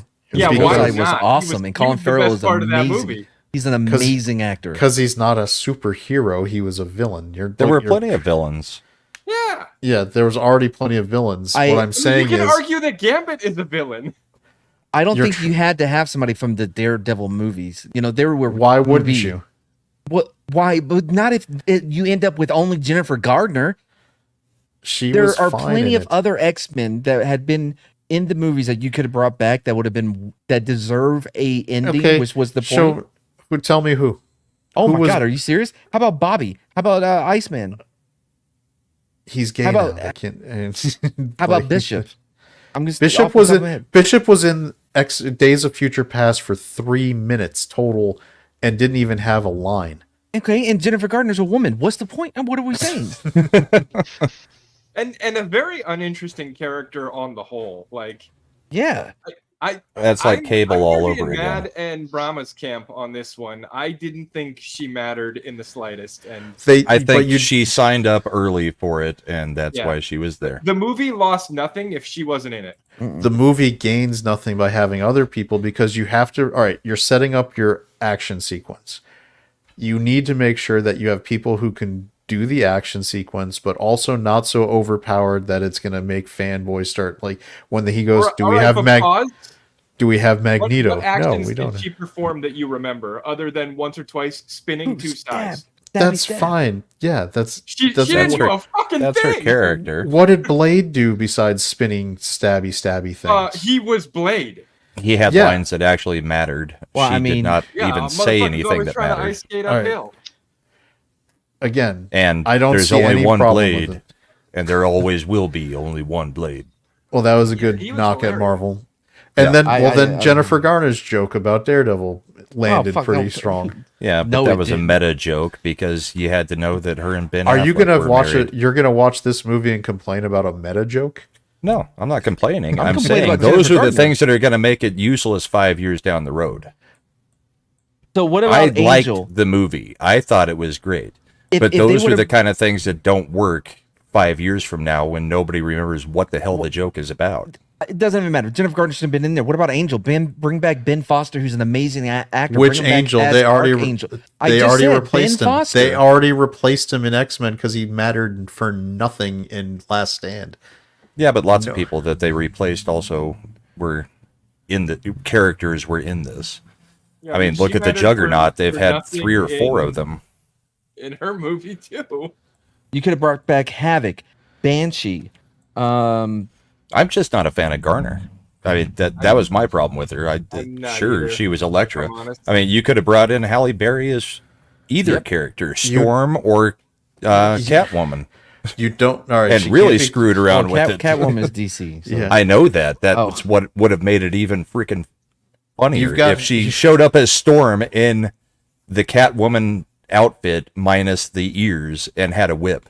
Did you notice that out of that entire group, there was no one with an overly powerful power set to wipe out all of those people? Oh, Archangel is overpowered? Yes, Archangel is. If he gets up in the air and throws out his basically adamantium level razor feathers to Archangel is an Omega level mutant after he gets powered up by Apocalypse. So him throwing out those spikes or whatever from his wings, is that more than throwing out cards that explode? That's why they only had Gambit, because Gambit is limited to the number of cards. If you have somebody who has an Omega level power set, you make it difficult to do the action sequence. But there's always something to throw. Yeah, that's the one thing that I do think they've never capitalized on with Gambit in the comics and even the animated cartoon. Gambit is very creative with that charge power. Like, he finds very interesting ways that he can use that power. Yeah. Well, it was very important in X-Men 97. Yep. But the other, we've already mentioned it, the other cameo in that scene is Blade. Blade was and the best X-23. I liked the Blade cameo the best. I honestly, out of that group, I thought so. Okay, yeah, go for it. What did you have a problem with Blade? So I am a huge Blade fan. I even had the soundtrack to Blade Trinity One of my favorite lines is Blade, ready to die? I was born ready, motherfucker. Right? I love Blade. I felt as though Wesley Snipes was like, I need the money. I felt like it was very just by the numbers, just doing You it know through the that motions. that fucker's like 60 something. Yes. He looked pretty good for 60, and Yeah. Blade was always pretty Yeah. stiff. I mean, Yeah, that they was were- the thing that was noticeable was how stiff he was in the acting. I think they were. Well, that's Wesley Snipes. That's what he was in. That's not always Wesley Snipes. Yeah, Demolition it wasn't Man, in he's Demolition definitely Man. not stiff. But in Blade, he was definitely pretty He was stiff. not like that at all. No. Well, I mean, this is a 30-year later Blade. Right. I'm just saying. All I said was he felt a little bit that he was just going through the motions. That's all I said. All right. I'm not saying fucking let's go kill him and get him out of the movie. I'm not saying, you know what I mean? Let's do the non-Blade cut where we cut him out No, of the let's movie. do it. Let's kill him. Let's get him out I of the think we movie. should. I think we should. All I'm Okay, I saying don't is endorse it's- any of this, and these are not the views of the Ascendant Art podcast. You know that Blade is a character, right? We can't actually go kill Blade. Yeah, you can. I mean, cinematically. probably can. If the sun can't do it, we can't. the sun can't. He's a daywalker. Daywalker. Marvel are doing their best. Marvel are doing their best to kill Blade on their own without our help. No Yeah, shit. and that was mentioned in the movie. There's a very good. Well, we already mentioned it, but that was a very good line. It's extremely difficult to write a Blade story. Very, very difficult. Yeah, I mean, daywalking vampire kills other vampires. Sorry, what can movie you possibly written. do with It that? was. I think. I was listening to Midnight's Edge this morning a little bit, and Tom brought up the point on why Blade is difficult now. It's because they don't know how to do a small movie. Like Blade is A not a $50 movie. million Yeah, movie. Blade should be $50 to $60 million and not really have any universe-ending implications. It should just, Marvel can't do that because they need every time they make a Marvel movie, they want it to be a $1 billion potential franchise. Almost They as if for should- money laundering, though, isn't it? They should definitely have some type of beam shooting in the air though. For Blade, you know what I mean? They For him should. to have to take out. Yes, they should.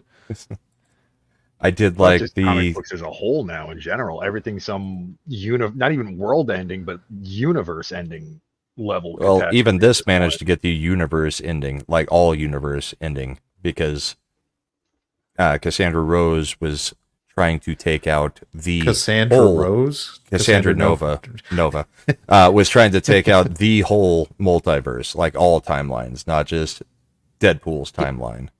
Can we talk about the plot hole? See if Chad can figure out how to Yeah. fix it? Okay. Let me run this one by you, Chad and Slender. Okay. Because me and Matt have already talked about it a little bit, but More so people they have start out the avoided movie with him going to see Happy, right? Well, Yep. after the initial credits. So all he's got at that point is Cable's time, device. How the hell is he multiverse jumping to Earth 616 and then back to 10,005? It was established in Deadpool 2 in the end credits when he's jumping back and shooting Ryan Reynolds reading the Green Lantern script. He was jumping universes already.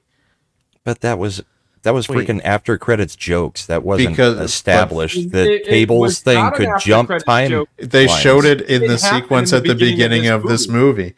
It is canon. Yeah. He goes back so- and he shoots Wait. Ryan Reynolds in the head so that Ryan And Reynolds so can't take Green wait, so Lantern. Hitler never existed in this one? Probably when did he not. go? Yeah, so That was the Point- scene they cut that they also Oh damn it, I forgot about that. have out there, this where is he goes and kills Hitler in the crib. yeah. So, Okay, so here's your other one. The other one that I've got a problem with. When did sling rings be able to jump multiverses? Always. Because always no, multiverse Yes. of madness. No, always. He Always. needed the chick to jump to different multiverses. Well, then that was retconned by the. that was the whole thing in Hold on. multiverse. No, of hold on, madness. calm Hold on, down, you asked. calm Let me down. respond. No, that is retconning the original Doctor Movie, Strange yeah. movie, where bald chick number one, the first sent bald him chick, through the multiverse at the beginning. Yeah. yes, and it even said you can travel the multiverse using the sling ring. yeah. Does it? Yes. Yep. Okay. The fine. Zero sling- plot holes. The movie is perfection. No. It's not Neil I mean- Green movie. Let's slow down. Yeah. I mean, I'm not gonna these you can't with Deadpool when we're getting into the nitpicking about how he's jumping multiverses. They show it as a joke. It's Deadpool. It's just gonna be something he can do, and they're not gonna bother needing to I don't like that explain it. excuse. Like, Yeah. it's a movie about space wizards. Okay, doesn't have to make sense. It Just doesn't. because it's I just don't like that they had him go see Happy at Earth 616 before he learns about the multiverse from the TVA. I mean, why would he know to go to Earth 616? Well, he knew about the multiverse already. What he didn't know was that his universe was dying. Part of the multiverse? No, he No, knew it he- was. He didn't know it was dying. Yeah, because remember when he's interviewing with Happy, he's talking about, hey, or no, not Happy. When he's talking to the TVA guys, like, I'm going to go home on the weekends. I'm going to go to my universe. It's fine. I'll go and I'll travel for work, and then I'll come home. They were already established and that kind of. I mean, it's But that It's was not using the something that- TVA technology, And is it- what he yeah. was talking about. yeah, Right, but and he it's- didn't. He already knew about the multiverse. He just Yeah. didn't know that his universe was Well, dying. yeah, That was because the multiverse revelation cops. from going He to just the got TVA. arrested. He just got arrested by multiverse cops. He is then aware of the multiverse. But prior to that is what Brahma's saying. I just Prior don't to think him But being he Deadpool was arrested. aware of the 2's multiverse ending. the whole time. I don't think Deadpool 2's ending actually says he's aware of the multiverse. It was just him going back and killing everything that he thought was wrong with it. Deadpool is aware of everything. That's the has always Deadpool been as a aware of- character. That's the problem. Sure. Yeah. Deadpool. No, that's Deadpool's character. You may not like it, No, I do like it. but Deadpool's character. There's a reason he talks about Hugh Jackman in movie. Yeah. When he Yeah, digs we all up know he Wolverine's- breaks the fourth wall. Yes. But is there So- any mention of Cable using the same But- thing to jump to different multiverses? You don't because have it's, to. They it's showed him. Cable's Deadpool Time being machine. able to break the fourth wall means Deadpool knows all the rules that drive comic book stories, Yes. including the multiverse rule. Okay, I'll go with that. So then He- let's he go to the literally rest of knows the it spoilers. because it's his superpower. Yeah, okay. So, all right. What do we? I It's a mean, good enough explanation for me for a Deadpool movie. If it was another movie, well, it that's would the have to thing. get that deeper. No, it It- would not work for other characters. It doesn't. No. Yeah, it would only. There's two. Deadpool is who it works for, and then fucking DC is trying to turn Harley Quinn into that in DC, and it bothers the hell out of me because it doesn't work. But Dude, Because They- it we seems saw like the- that. It seems like that screws up the sling ring to a degree as well. Because, like when No. Doctor Strange is looking into all the different possibilities, he's looking at all the different possibilities, the millions of possibilities of branching timelines in their timeline. Why wouldn't he be Right. searching everything?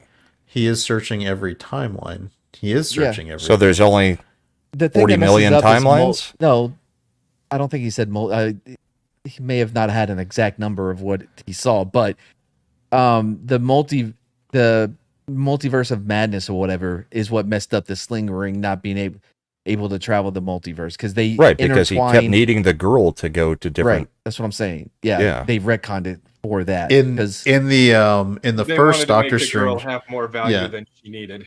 In the first Doctor Strange movie, they basically indicated that the sling ring's ability to move you was based on the imagination, knowledge, and capability of the wizard using it. Like, as if you have knowledge of these zones and planes of existence, you can get to these planes of existence. wait, but hold on. It's So- Green Lantern level power. Yeah. What? Hold on. Okay, though. More but- than No, hold on. So you have to know about the multiverse before you can travel to the multiverse with a sling ring. How do you ever know about the multiverse? Because remember when you have to be able to visualize where you're going. Right. But Right. if you've never been there, how do you get there? Remember the fucking whole basis of the magician's powers is drawing from the multiverse. That was in Doctor Strange. Yes, you said you had to have knowledge of it.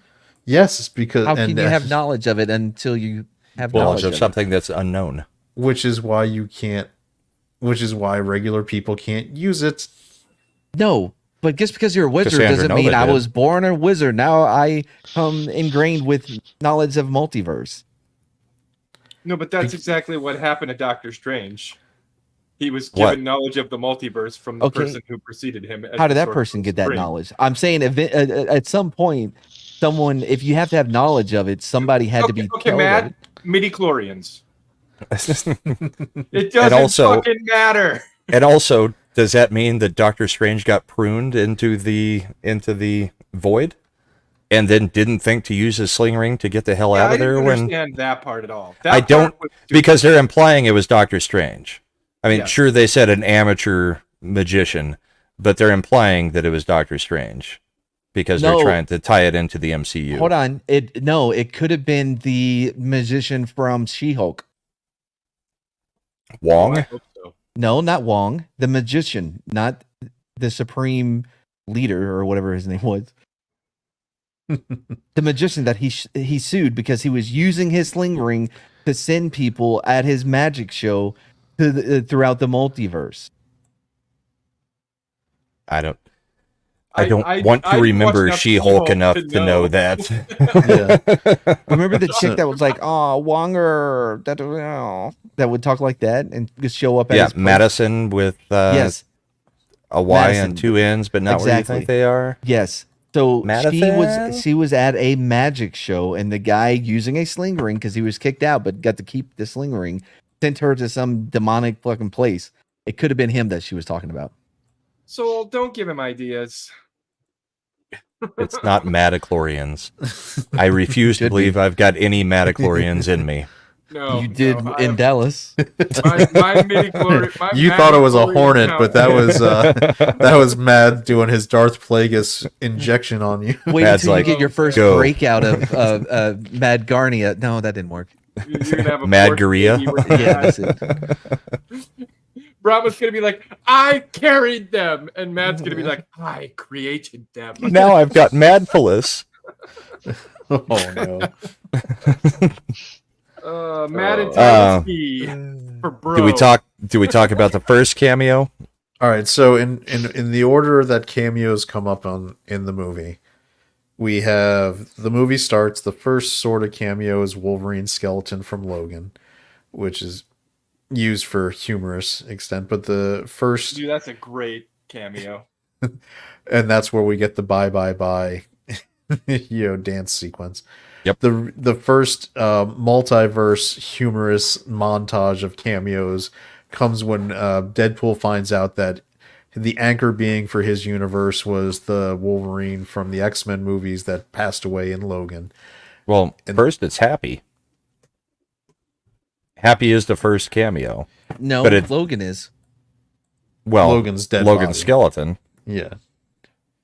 But then it goes, and we have to go all the way back to March 14th of 2018.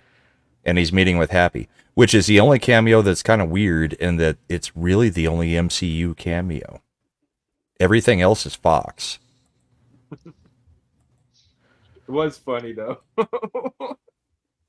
It went on too long for me. The What, the the- Happy scene went too long. It I didn't seems mind fine. it. It made me laugh my ass off. It was several funny. times. It just went on a little bit long. And it's not Happy's office. It's freaking Tony Stark's office. You can tell by all the memorabilia that's in there. Yeah, but right That now, Happy is just man. pretending to be in charge.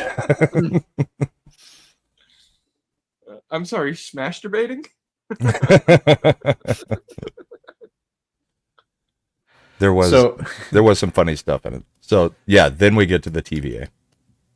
yeah, so the TV so then he gets to the TVA, finds out that Logan / Wolverine is the anchor being for his universe, and his universe is gonna die because he's gone and has passed away. So Deadpool, being Deadpool, decides that his solution is gonna be hopping along the multiverse to find a Wolverine to replace the one that died in his universe.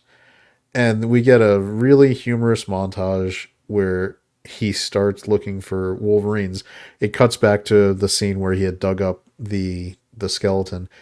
The first one we get is comic accurate height Wolverine, which was Oh my which god, was that pretty funny. Pocket sized Wolverine. Only lasted like 4 seconds, but yeah, it was funny. Because it was Man. such a great visual. The What's AIDS up, of man? Apocalypse X Wolverine. It was one of my first oh shit moments that I had because I was such You a had big, that comic? Oh, I had all of them. I was a huge fan of that. Yeah, I loved how him and Cyclops kind of, Cyclops ended up being a villain and shit, and they were both scarred from each other. Yeah, Cyclops loved was it. missing an eye and Wolverine Yeah. was missing a Missing hand. a hand. Yeah, Yeah. and I like how Age of Apocalypse Wolverine didn't even wait like a second to just Nope. start trying to kill Right. him. Hits Hit him with the his peg arm, goes ping. yeah, and we then Then you get a Patch. we get Patch, who is was looked straight out of the comic books. It was perfect. Patch was Yeah. an alter ego that Logan would use when he was up to no good. in I casinos and imagine things. we're going to see a much longer version of that in like a director's cut. Like, Yeah, there's- because they really didn't do a lot with, they really just went straight through all of these cameos of the different Wolverines. I think there will be longer with a little bit more interaction because it Then felt we- like it yeah. felt rushed. Yeah, then we get the brown and tan, the yellow and brown costume Wolverine, which is, they said, didn't you fight the Hulk in this outfit? Which is wrong. I mean, he did fight the outfit, but the initial first appearance of Wolverine, he was wearing yellow and blue. But whatever. They did have a famous fight. What's famous is that cover, which they use, and this is where he did have that costume, which they reference, where he pops his claws, and you see the reflection of the Hulk's face in his claws In the on blades. that cover. Yeah. In the blades. That was great. So you also get a half second of the Hulk as a cameo. And it's kind of funny because at this point, from the trailer, you have already seen the scene where basically Deadpool decides he's Marvel Jesus. So it mimics the scene from the Avengers where Loki is pretending to be a god and is like, "You're just an insignificant bug," and then Hulk just smashes the crap out of him. Hold on. And this one, Deadpool's like, "I'm Marvel Jesus," and Hulk just smacks him directly into the trees and is like, "See ya. I don't give a crap." Breaking news. Breaking news. Jordan Love just got signed to a 4-year, $220 million extension, $55 million per year. Ties him with the highest. Yeah, I knew that this was happened. coming as soon as Tua got his deal. But Okay, that he's going to show up for camp now, too. we can Good return for to him. your regular scheduled programming. Who was? Yeah. No, sorry. Who played Hulk? Was it Shithead? It was just It the doesn't CGI really Hulk. show. It It's just doesn't- It doesn't CGI, show. yeah. It's just a Hulk, not what's his name? I don't think they Mark brought Ruffalo. Ruffalo actually into it. They may have No. used the model, but I don't think it was. Just one. It wasn't clear enough or distinct enough to tell whether it was Ruffalo, and just that's a after Hulk. 3 viewings. I mean, all you really see is the hand. Pretty much. Well, you see the reflection in the claws and then the hand. I mean, that's it. And the reflection in the claws isn't clear enough to see No, there's which an Hulk over. it is. There's an over the shoulder shot where you see the top of the back, a side profile on back of Hulk's head and his back. But it's brief. Again, It's like like none Yeah, of this. but is the enough. face is what would They actually didn't- tell you, They didn't use Mark Ruffalo at all. because Like, it could who have just wants as to? easily been Nobody Eric likes that Bana's guy. or Edward Norton's. Yeah, I But they would prefer that. They also teased the other Deadpool variant, but don't show him in between those, where he's working on his motorcycle. And No, that then they was a come back to that. yeah, Or Wolverine. Wolverine variant, sorry. And then they come back to that, and that's the best variant, and maybe the best representation of Wolverine outside of Jackman easily. Cavalry. Yeah, the Cavalrine. And he looked awesome. He did. He looked good. He What looked the was- part. He was chewing the cigar and everything. It was amazing. What was great was Ryan Reynolds' lines as Deadpool, and there's like, "Oh my God, it's you!" And let me just say, this is perfect, and we're gonna take care of you way better than those guys down the street. Yeah. And he actually calls him Cavalrine. Yep. Yeah, And I that was a think really good one.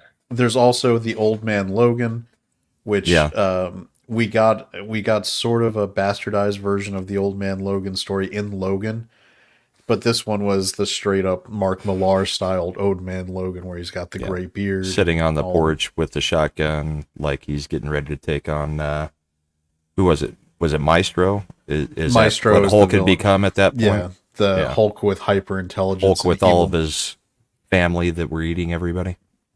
Yep, and then we finally get to the Logan that we're gonna be with the rest of the movie.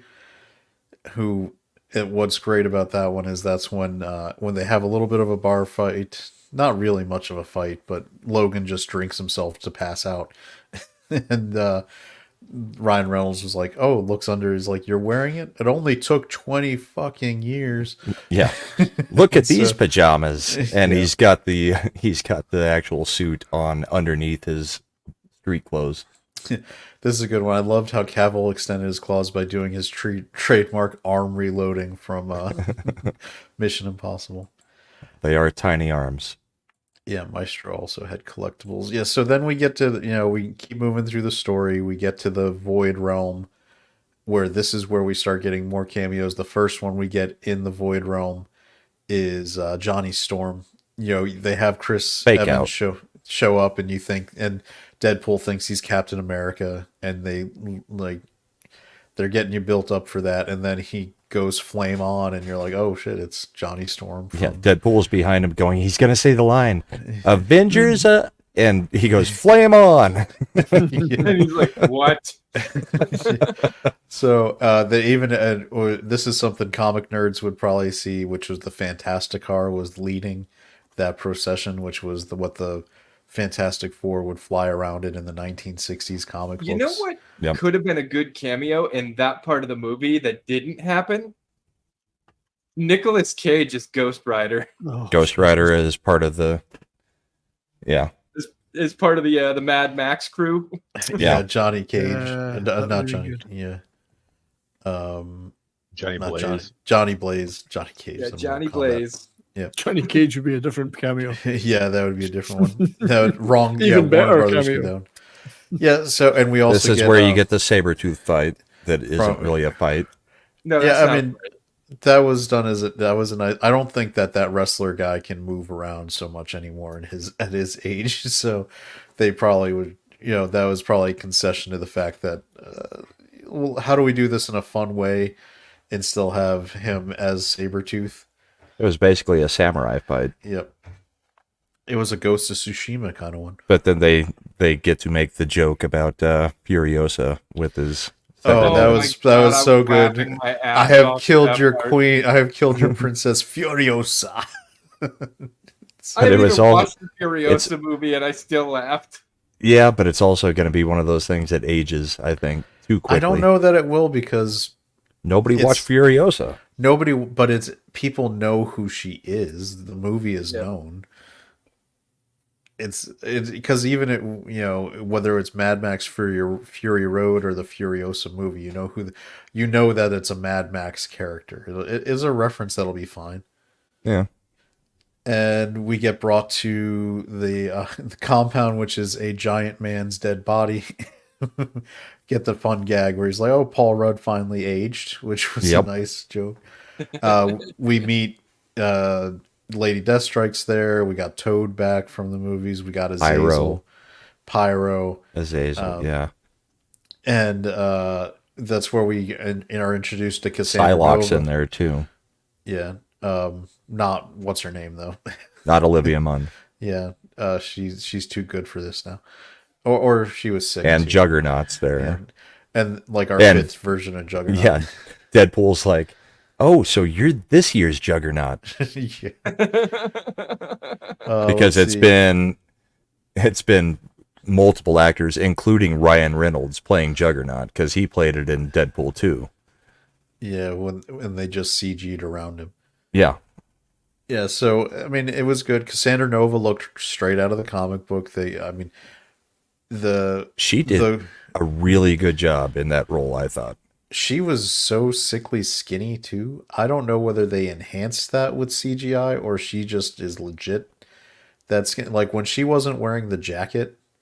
Did you notice just how friggin' emaciated that girl looked? And Not it really. fits- I Supposed to. was typically watching the bald head more than the body because there was no body there to look at. But yeah, you can just see. Well, next time when you watch it for your 17th time, you can notice. You'll notice how just the clavicles are purely defined. You can see like the entire upper body bone structure, which is why I almost thought it might have been a CG enhancement because it was so sharp.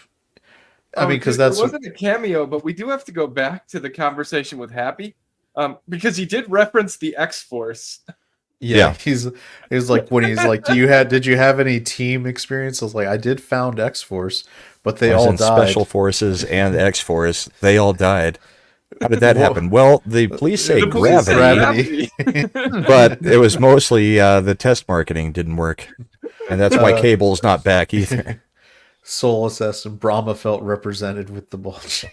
Yeah, that's what it was. Did you see yourself in the movie, Brahma? Is that Yes. what makes you so happy? I was seen. Yeah, so we that's when so they escape from Cassandra Nova's compound. There's a couple gags in there that work. Well, like and you've got the whole thing with Johnny Storm. Yeah. Yeah. Oh my god, that shit caught me off guard. That was hilarious, especially with the callback and the. Yeah, the callback at the end was great. The callback at the end made that even better. Yeah, so Johnny Storm gets killed in like one of the most gruesome ways. What got me is that his eyes moved around for a second before. He was still alive before he fell apart. Yeah, he tried to say something. And that's I actually really like the end credit because Wolverine's Deadpool, like Ryan Reynolds is like, I'm tired of fucking getting blamed for this shit. Here, let's go to the tape. And then he at the end of the rant, and he's like, Storm is like, you can quote me on that, and that's exactly what Deadpool did. And he was like, the only weird part about it was Wolverine, he was trying to keep him from getting killed, obviously, but Wolverine was like, no, he didn't say that, blah blah blah. He was quoting him word for word. Don't snitch. I also liked, and I mentioned this to Slender when we were walking out, like, Chris Evans is from originally Boston, and he does, he's done a lot of work to lose the accent. And but when he was doing his cursing spree in that rant, you could hear. Well, it's because people from Boston speak in such a unique cursing language there that I think it's just their natural inclination to go back when they're using those kinds. Well, there's a cadence to it too. Yeah. So Johnny Storm gets killed. They escape the compound, and that's when we get our introduction to Dogpool. And Nice Pool, who is basically just Ryan Reynolds without any Canadian. Yeah, sorry. Yeah, they do. Soul Assassin Boston's hate the letter R. Hate the letter A. Hey, you gotta go to the park. What was that movie where it was Amy Adams? I can't remember the actress. Get off my fucking patch.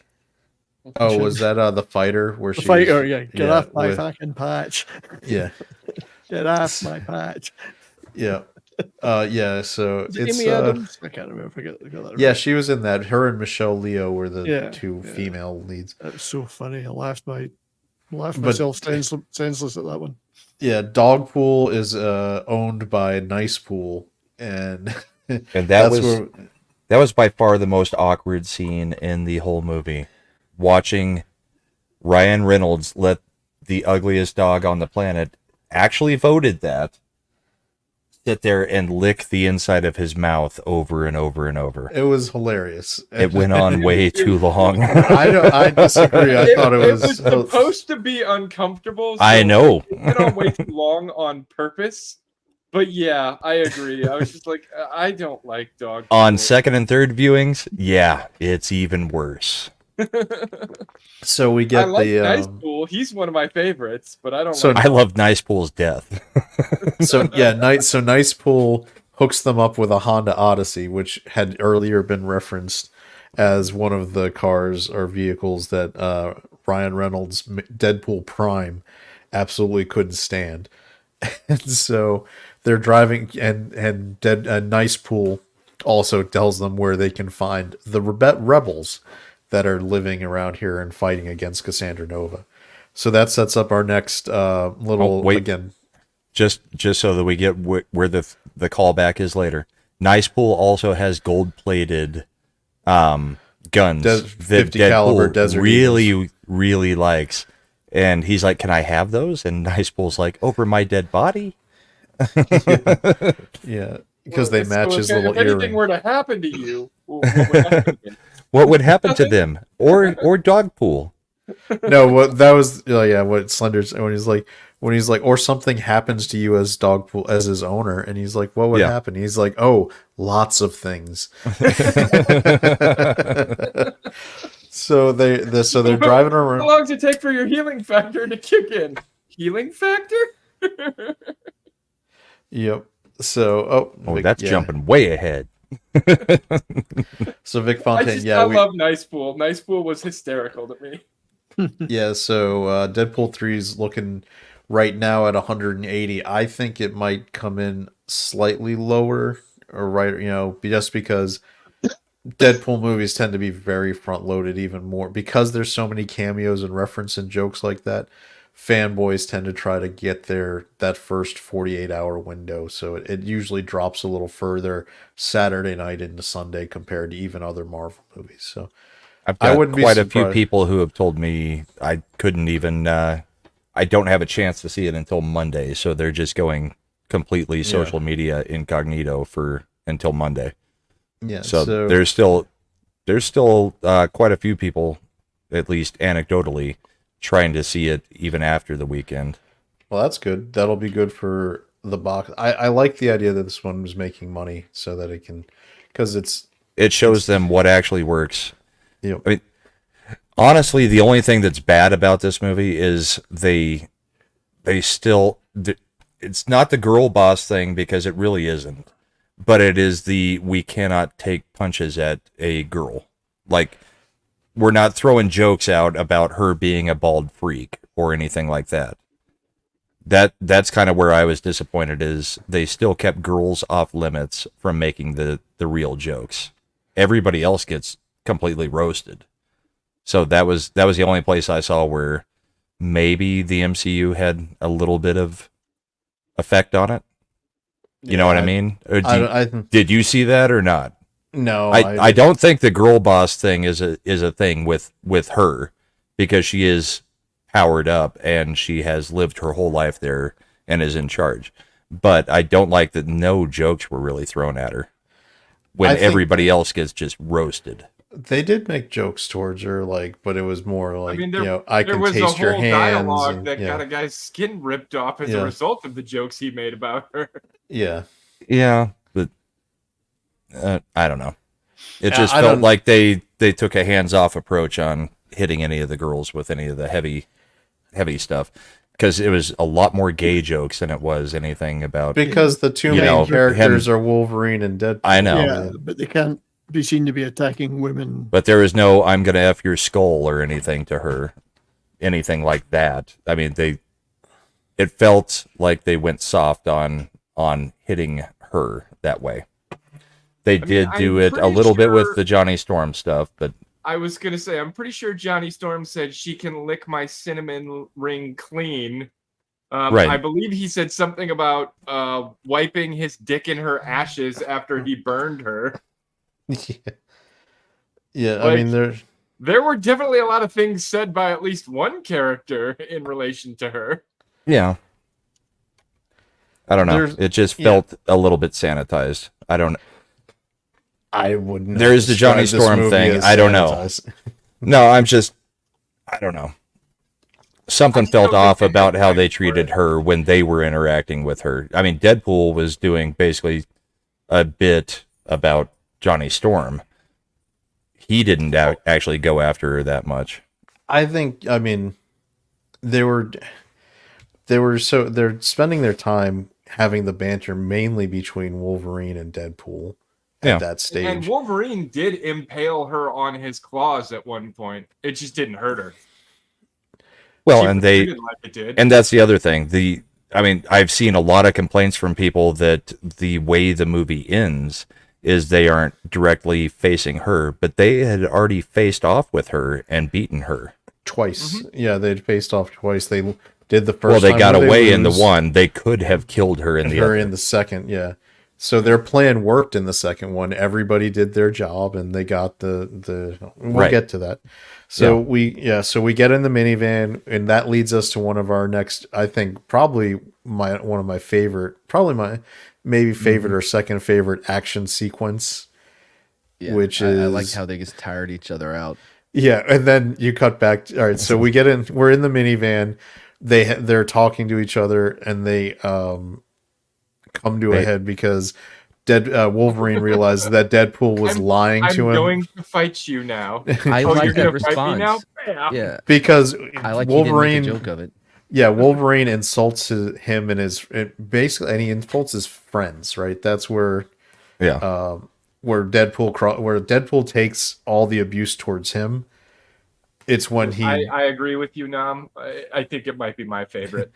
And we So the- kind of skipped over the first Wolverine Deadpool fight. They did fight the second they got in the void. yeah. This is the second big fight. Yeah, and this one is great because it's a good character study moment too, where Deadpool is completely unserious about anything until it comes to saving his friends and family that he actually cares about.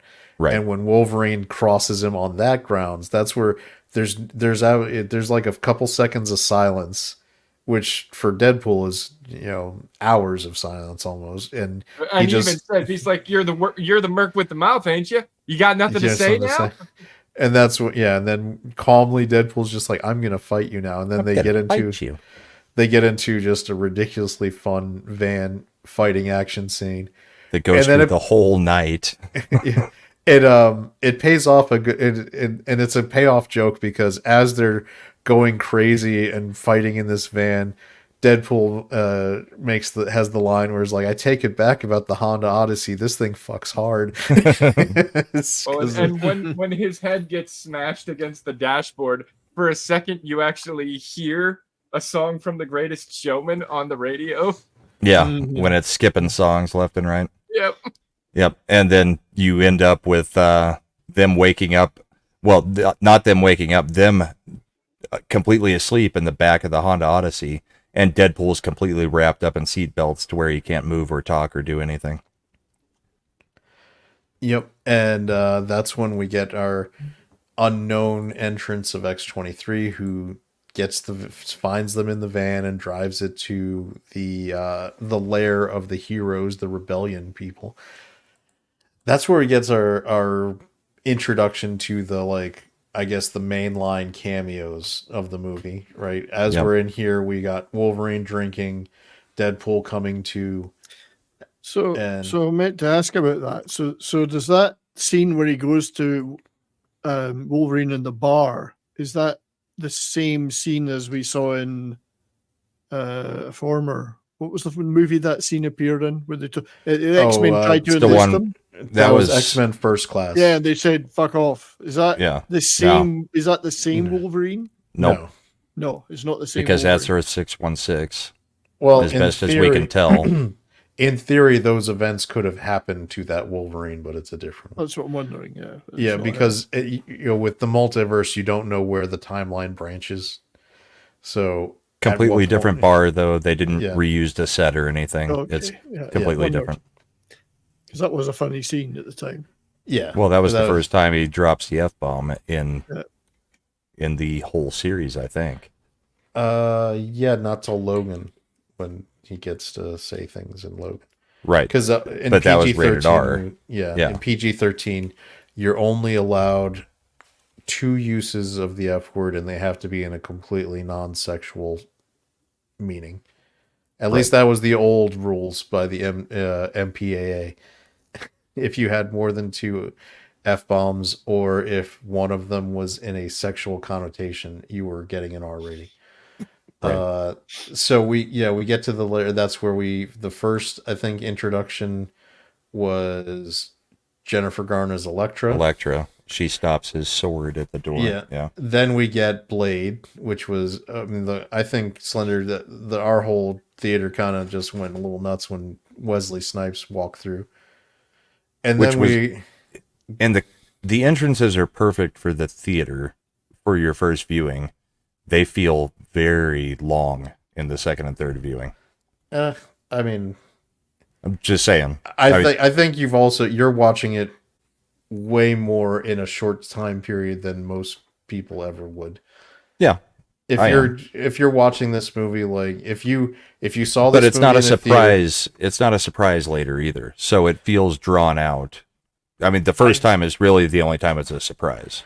I know, but I feel like if you'd seen this movie like in the theater and then 3 months or 4 months later you see it again, it's not going to be as bad. It's not bad. It's just a little bit drawn out for each character because they slow mo it for like 5-10 seconds each.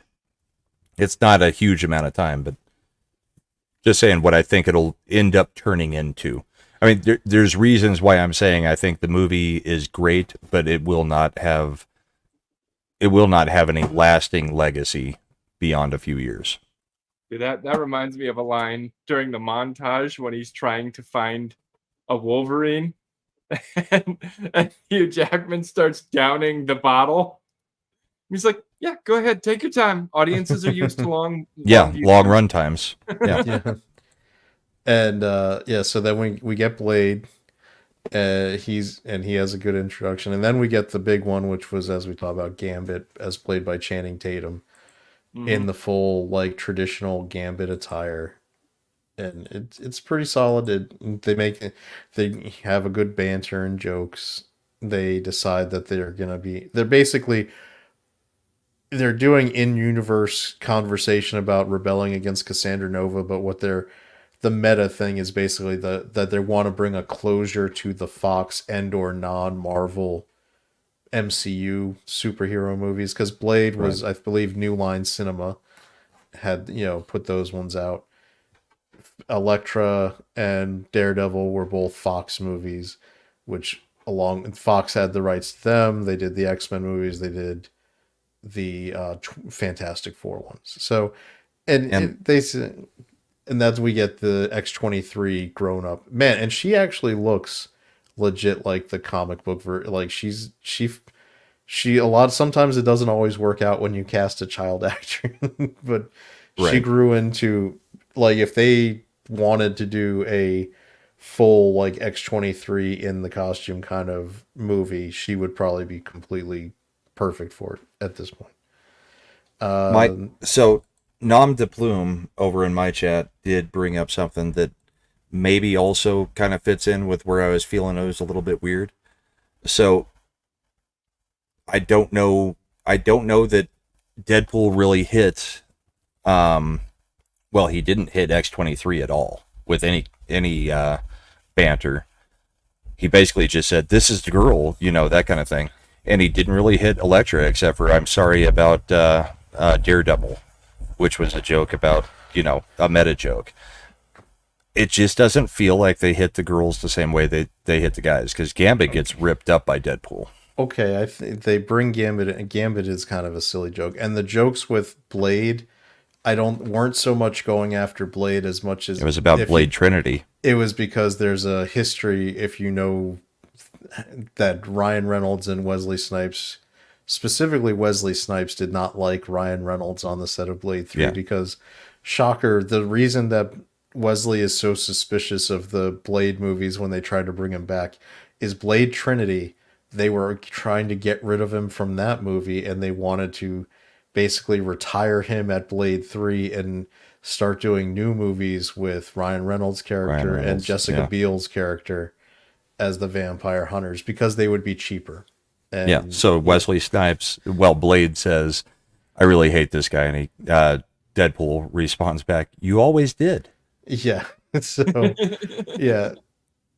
Soul Assassin Mads had to go. He's just not feeling so up to it at this moment, so he's going and taking Mad care of has that. a weird sleep schedule, and we got him up earlier than is usual for him, so he just wasn't feeling well.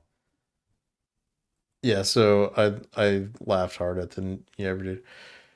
Exactly. So I think when when you're doing the movie, as much as this movie, had lingering scenes of jokes and things, you still only have so much screen time. X-23 didn't get hit because I think specifically, if you look at the movie, her scene that came right after that with Wolverine was very dramatic and actually really like intense, almost like calling back to Logan. It's the Logan Yeah. movie. So you don't want to necessarily joke on her, because right after that is a scene where she has to basically provide the emotional context for this Wolverine to fight when he didn't want to. By the way, I was not happy that they cut out the line at the fireside talk. Oh, The one from the trailer that they then bring back later, but they cut it here. It doesn't make sense. Yeah, that was so weird.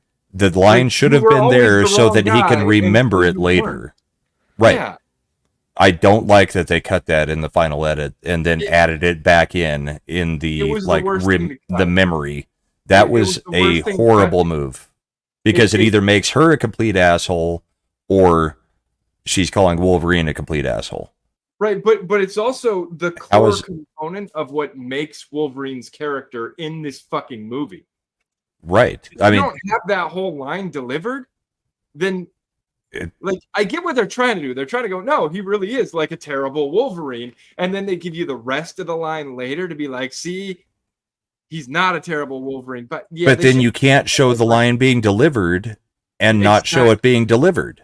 Exactly. I think it's a major editing issue that they had, and wholeheartedly. I don't like that at all, because it completely changes the function of that talk. Yeah, he's basically saying, no, you were always an asshole, you're not going to do anything now. When in reality, what she was saying is, no, you were never the good guy until you stood up and were the good guy. Yeah. No, and that should have been his motivation. While watching the movie, the second part of the line didn't come in that scene, and I was like, that's not what she said in the trailer. Right.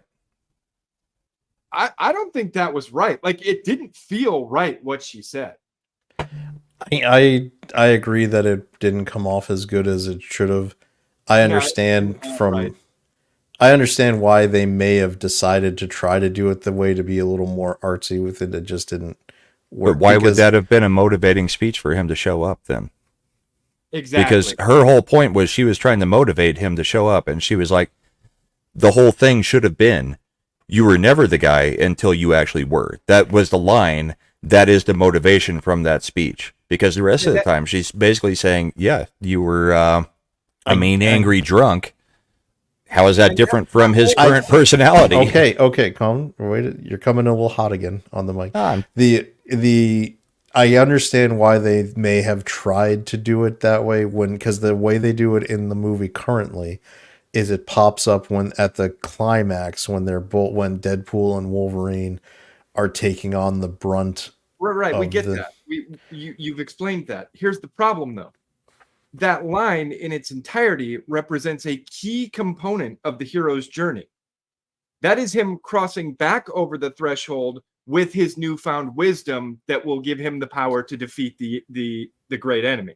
That's the reason he should have gotten into the car to go. Delivered in its entirety, he never crosses back over the threshold. So they make it all right. If you remember them, I know Brahma does. He's seen it enough. No, I remember the movie, and I get what you're saying. No, but they wanted to. They also made it. They were going for it being a surprise that he was in the van.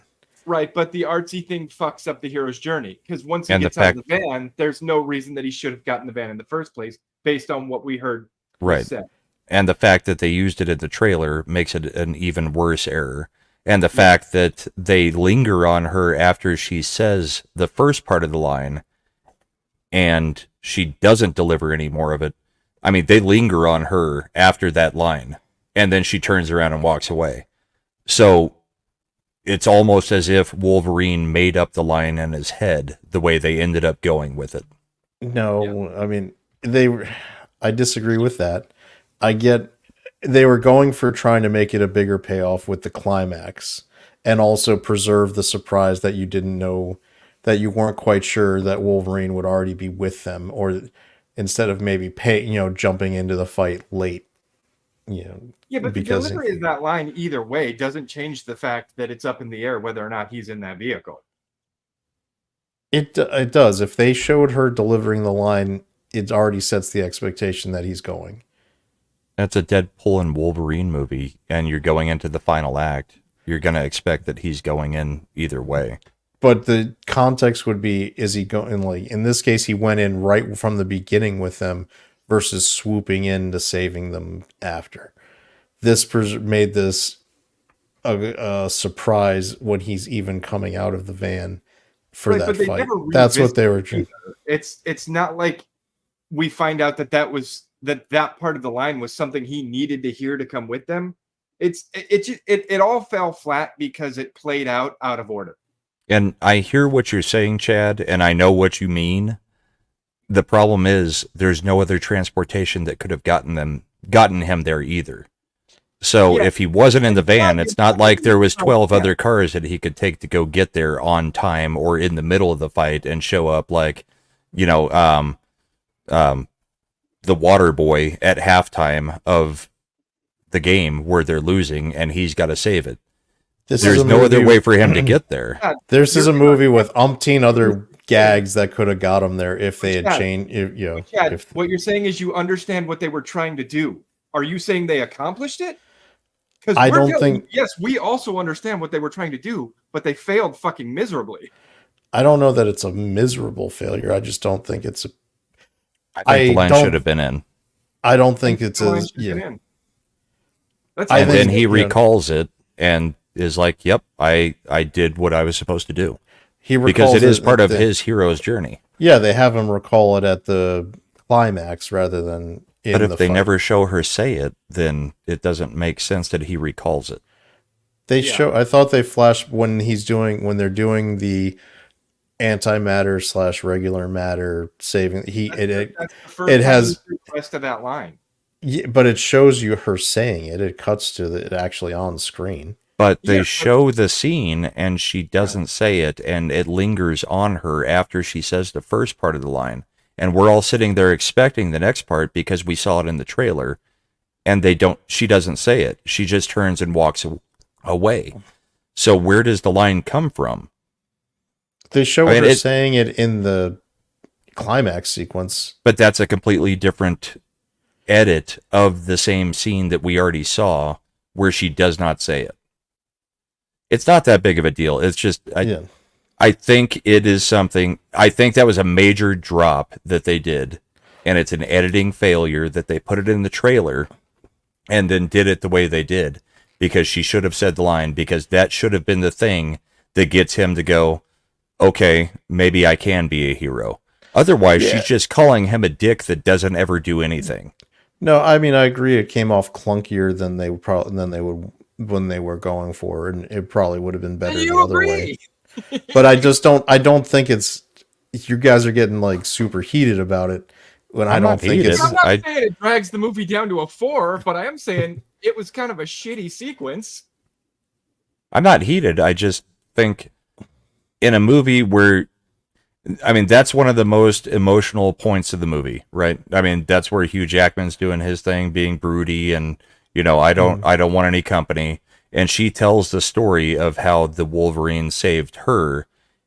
And then she just ends with, yeah, you were always a dick. And then doesn't say anything about, yeah, there were some redeeming qualities. I mean, where does that redeem him is what I'm getting at, I guess. And I don't care. We can move on, but I mean, I think that was a major failure of the way they cut the movie. If you don't see the rest of the line in that original scene, there is no rationale for why he has turned a corner. Yeah, he shouldn't give a crap at that point. He should just be like, no, why would I get into the car? Because I already told you it's not my problem. Yeah, he should still be a fucking asshole. So, and then them saying, oh, well, he changed because of that. You didn't see this other part of the conversation right at the end of the movie. I don't know. It's clunky. It's clunky as fuck. And I am with Brahma. It is bad editing because if anything, at the end of the movie, rationale for why he turned the corner, and we didn't get to see it until the end of the movie. If anything, they should have had the full line at that point, and then at the end of the movie, just had the second part of the line until you were the one, or whatever the actual wording is. That's what he should have heard in the memory of that talk, because that's when he is being the one. Okay. I mean, I agree that it was clunky and didn't come off as well as the other way. I just don't. I wasn't bothered by it. It doesn't really. I get. That's fine. I don't know. It just bothered didn't me and even, him, apparently. Yeah, it just didn't even. To me, it didn't even warrant like getting. I mean, Well, look at it on your second viewing and decide whether you think that's still, because it just didn't. To me, it didn't make sense. So this is why I think this is what I think they were going for by cutting it the way they did. You know, Nom says, I was confused when he got out of the van. I knew he showed up, but I figured it would be later to save their bacon like Han Solo. Yeah. So, But what is the motivation to get into the van is what we're saying. Yeah. Copy Because Kitty. all she did is basically said, no, you were always a jerk. Copied says, not heated, just a healthy discussion. That's right. Oh, yeah, it's a comic book. Well, We're nerding I didn't out. read comics, but I have watched the movie enough that Yeah. I have a feeling about that. So then, so we get the morning. They go to raid the base. We have a good, action setup. We have Blade using one of Punisher's rocket launchers for a good, which version of the Punisher was it? There's been 5, and that's where Wesley does. There's only going to be one Blade. Yep. There's only ever been one, which is a nice, very. I'm surprised that Marvel and Disney's really above them. Let them this movie was going hard. If you want to talk about the number one person or group it went hard on, it was Disney Marvel. I mean, we've got the part and the multiverse itself. Yeah. Like when they bring right at the TVA, when they bring that Logan in and Deadpool is like, you're going to be joining the MCU. You're coming in at a low point. Low point. Yep. And then they get into it later, which we will do when we get to that point in the movie. Yeah, so we've got our heroes now at the villain's lair. They've got a plan, which is to get Juggernaut's helmet to block the psychic powers of Cassandra Nova. And, crazy action sequence where I think Gambit got the best for showing off his powers. There was some nice callbacks, like with X-23 throwing on the sunglasses that she had gotten in the Logan At the 7-Eleven or whatever. Yeah. So, but Gambit comes off the best in terms of using his power set. And partially, I think it's because we hadn't seen that on screen before. Taylor Kitsch got to do, barely a skosh of Gambit's powers. Slam. In the X-Men Origins Wolverine movie. But we definitely didn't see the shuffle in the 52 and throwing the cards out left and right and all that kind of good stuff. Plan works out. They manage to capture Cassandra Nova with the Juggernaut helmet. She gets betrayed by Pyro, who turns out to be working for the TVA. They basically save Cassandra's life at that point, and in exchange, she uses a sling ring, as we discussed with Matt earlier, to then transport Deadpool and Wolverine back to his original universe. There was also the weird scene during the fight. It was right after Psylocke gets X-23 going up to deliver the helmet. But it was like every one of the heroes got stabbed, or it looked like they were all getting killed from overwhelming numbers. And then suddenly they were just back up doing everything again, killing everybody else. It was kind of weird. Every single one of the heroes gets injured or fatally injured in one way or another. Blade, it makes sense that he doesn't. He gets a sword or a blade straight through his chest. I was going to say, but he's a vampire. In your blade. Right. So that one kind of makes sense. But Elektra has what looked like a fatal injury, if I remember correctly, and Gambit gets overwhelmed. And then suddenly they're just not. So that That was kind of a weird scene to throw in there because they had already done what they needed to do. And then it was like, and then we're going to restart it all. Well, Yeah, then that- they're that also about to felt get a little devoured by the multiverse dragon. Right, thingy. but they screwed that up too because they're able Yeah, that to, thing at is the end of the movie, they're able to bring them back, or at least X-23 back, after they've been devoured by, what is his name, Eliath or whatever? That thing was weird. Honestly, Well, that's I part think of the movie stupid could have done Loki without TV it. show, Yeah, I think that whole movie could have done without that creature. but they That had was, to because of Was a Loki. MacGuffin that didn't work. They had to because of Loki. I guess so. That's So- what's That's- in the void. That's what cleans up all the trash in the void. He eats That's everything. what I did like the joke where Deadpool was like, "You About mean the- from Loki season 1 episode 5?" Well, and all the way back at the beginning of the movie when they're talking about the time cutter or whatever the stupid thing is called. Time And it's shredder. and it's displayed on the screen and he's like, "What's that MacGuffin?" So did they mock the Yeah. TVA thing, or do they actually treat it seriously as a real thing that they have to follow? No, They mocked had the to hell out treat of it. They had to treat it somewhat seriously because that is the actual Because enemy it's in the canon, movie. yeah. But it was also mocked because they're so inept. Because And you can treat something as canon while at the same time mocking it, and that's right, I mean, at the They very went in beginning of the hard on movie, Deadpool literally kills tons of their agents, and then they still can't figure out how to track him while he's using their technology. That doesn't make them quite as omniscient as it seems, and even the other TVA people aren't able to know what's going on until the very end of the movie, Are even any though of they those- should be monitoring every timeline. Are any of those from the show? Those characters? Or I haven't. Yeah, watched there's it. one. I never watched it. Yeah, Yeah. the higher up person is from the boss Loki lady. show. There's no Owen Wilson or whatever it was that was it Owen No, Wilson? they didn't bring them in for it. No, Was it Owen Wilson? Am I getting Yeah, confused? it was Owen. yeah, it was Owen. He was it was the Time Ripper. That's no. It Time does sound Ripper, very yeah. It kind of complicated. explained why some of those characters weren't in the movie though, because like right after what happened to Johnny or not Johnny, what's his name, the Flame On guy, Johnny they Storm. were Johnny like- Storm. yeah, Johnny Storm. They were like, "Do you see what he was doing to our budget?" Yeah, Yeah, I mean, they made jokes about how much it cost got to have that poor Chris kid Evans killed. in. And It sounds Wesley extremely Snipes just wanted to be complicated. in to be able to pay his taxes. Like, So very I complicated. mean, I think Wesley Snipes wanted to be able to get in there and play Blade again before give an FU Mahershala to Ali. them. Yeah. Yeah, he's like, I'm gonna get to play Blade. Like that movie got announced like 5 years ago, and Mahershala Ali still they don't even have a director or a writer. So yeah, so at He's this got a clue. Yeah, so at this point in the movie, we've got Deadpool and Wolverine transported back to the regular Deadpool universe, and that's where Cassandra Nova has now decided she's done playing around.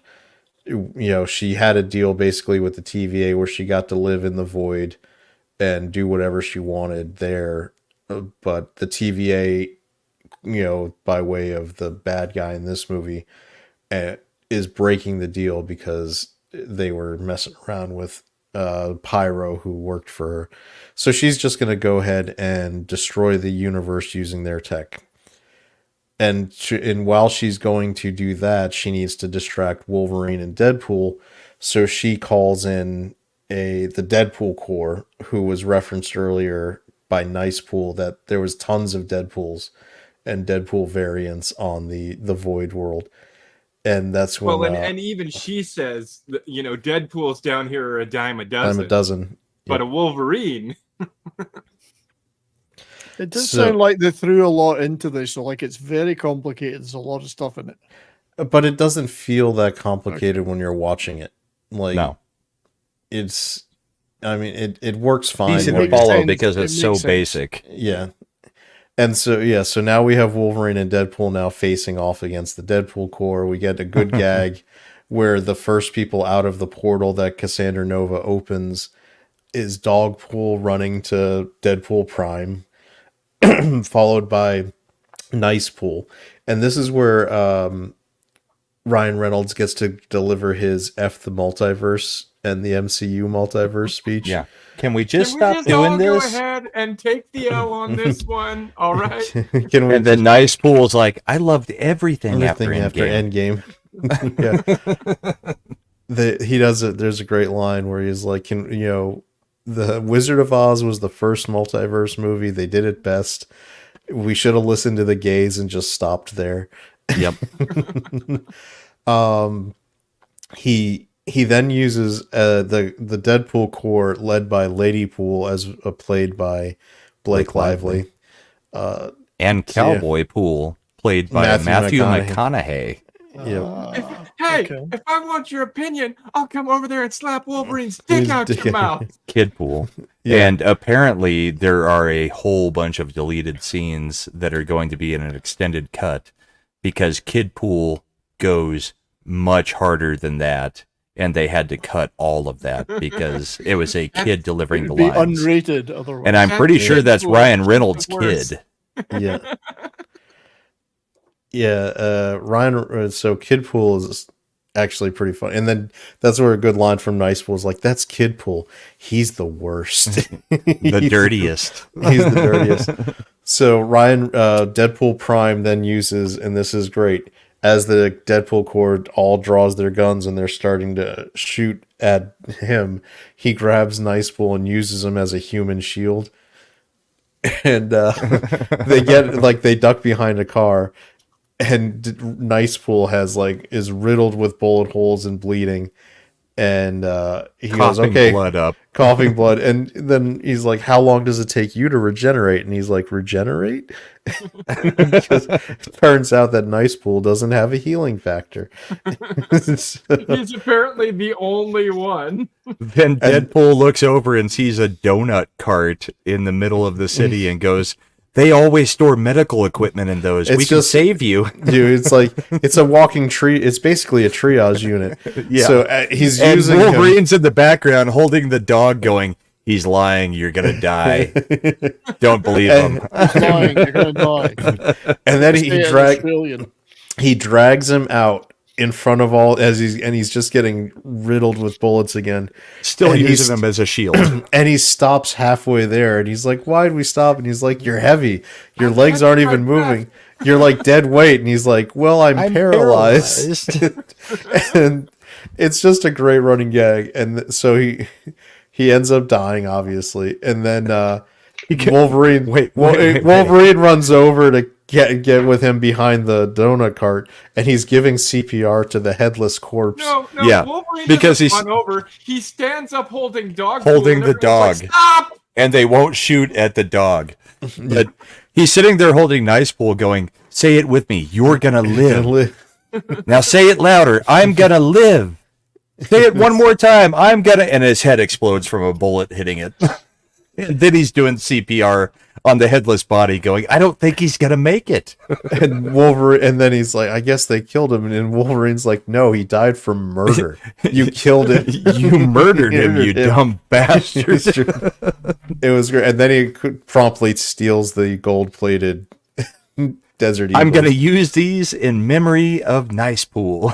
Which he uses for all of about 12 seconds. Yep. And then doesn't have him at the end of the movie. because he's dropping them and picking up other Deadpool's guns as he goes. So, But they that should have leads- had him go pick them back up Yeah. after the scene. I'm sure he went and did it after anyway, because this leads to what is probably the best action sequence. And In Matt the hated movie. it. Matt I did don't not like know. it. I don't know why. It was great. It was a one-shot span. It just spanned for what, a minute and a half. Yeah, so we get them walking out from behind the donut stand. They start the Madonna Like a Prayer, which is what we've seen this song trailer. used in the trailers, but this is where it's used in movie, and it works really well. Damned if that song doesn't work. This is for where it's this used action. one time in the movie. It's used that entire time. It's in the background. I if you're know, but listening. they also use it again later in the movie. at the climax, and it works there Yep. too. So we've got them setting up, and this is where Wolverine finally, after 24 years, puts a mask on, and it fucking looks great. I disagree. It I looks- thought the wind white. resistance on those blowjob handles. Yeah. I thought the white eyes that they used for Deadpool did not work on the Wolverine mask. I thought it looked good. I think it would have looked worse if they tried to use like regular eye, like if his eyes were just visible. I just thought think it looked good. I didn't large. think it looked better. Like I was fine with him not wearing the mask. I mean, I know people really were excited about that moment. I don't have that much care for him because I didn't do the comics, but I thought it looked a little bit goofy and oversized to me. I did not like the white eyes. I understand that that's probably comic accurate because even the helmet has the white eyes, but I just thought it did not look form fitting to a degree that it looked like his head was When you say white oversized. eyes, does that mean he couldn't see out? Just like Deadpool, it's painted white eyes. Right, okay. And it was the mask, it was this. Oh, I see. Yeah. It was exactly this. It had the white eyes painted in. How So, is he supposed to see out of that? Well, I don't- same way Deadpool can- does. Yeah. but I mean, I just didn't like the look of it. Sonar. I don't know. Comic book readers may have really loved it. I know there were reports that people were crying on the first night from him putting on the actual helmet. I A little I too much. personally didn't care for it. I thought it looked goofy. That was on set. Those reports were that people on the movie set were moved. I thought it was the looked good. Tuesday night actual premiere when all of the press was able to see it and stuff. I'm sure Kevin Smith wept.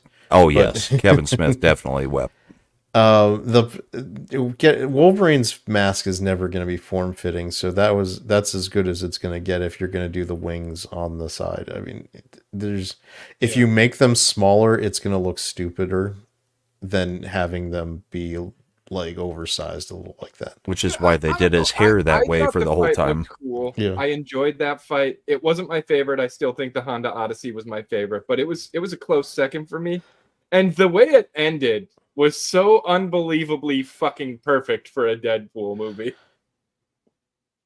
Yep. When they Yeah. come out the back of the fucking bus. So I asked this last night. At any point, did you guys think that Wolverine and the Berserker Rage was going to kill Baby Pool? I was hoping. Did you think it was going to go too far, or do you think they were like, we'll hint at it, and then we're going to step back from that Maybe line? they Look, filmed if- it both ways. If it was a Wolverine variant played by Kamala Harris, yes, but Or I'm Elizabeth sure. Warren? or Elizabeth Warren. I was actually hoping. I was hoping something would happen. He to sure Baby looked Pool. like it. Like even Deadpool looked like, nope, that's too far, and Wolverine was still like pumped up, ready to kill the baby.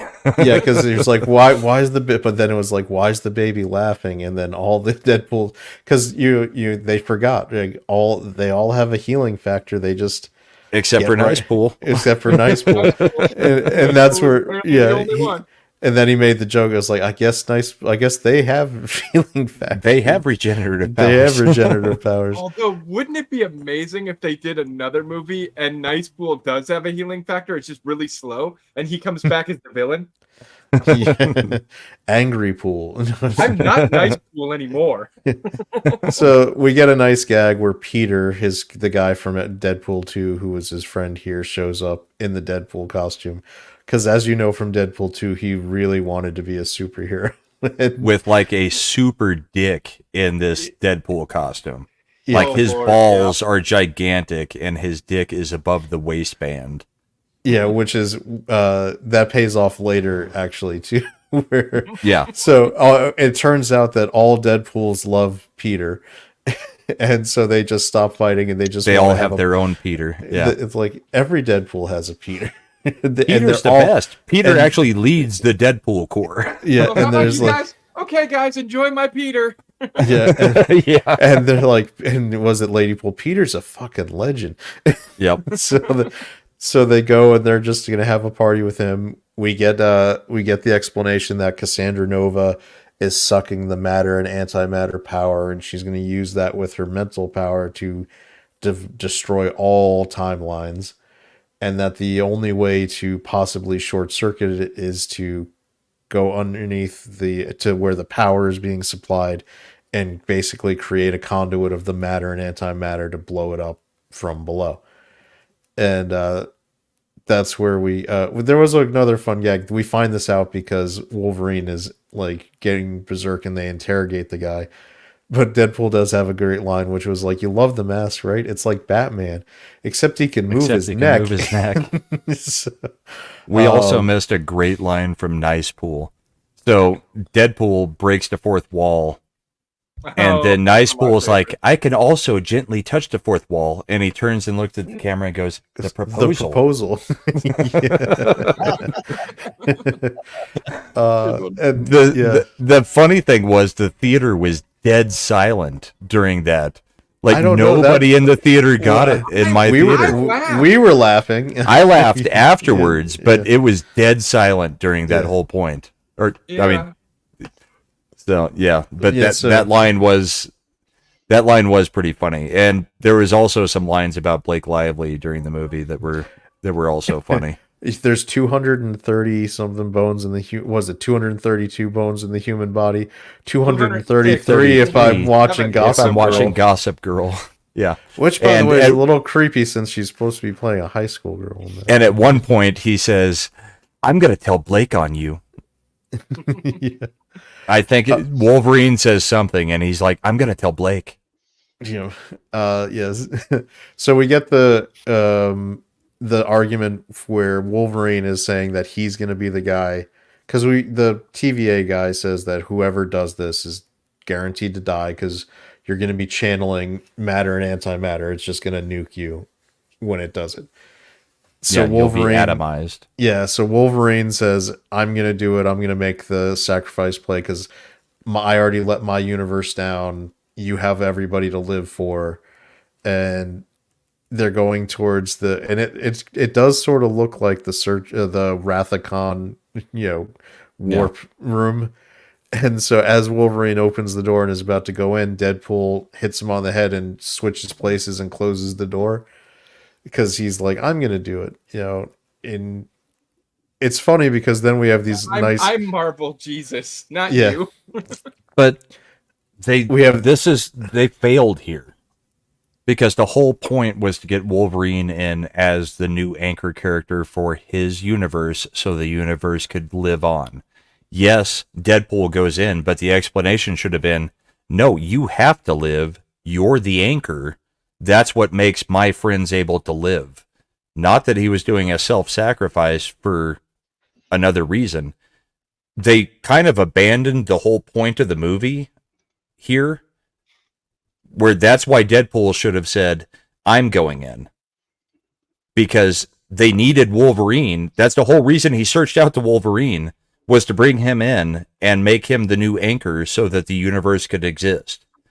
I don't like that they didn't address that at all, and they just went in with, "Nope, I'm just going to make a joke out of it, and I'm going in instead of you because say hi to my friends." They needed to actually say the reason for it, I thought. It's implied when he says, "Say hi to my friends." It's implied, but they've already lost that whole section from the first 30 minutes of the movie where they described the whole reason for the movie.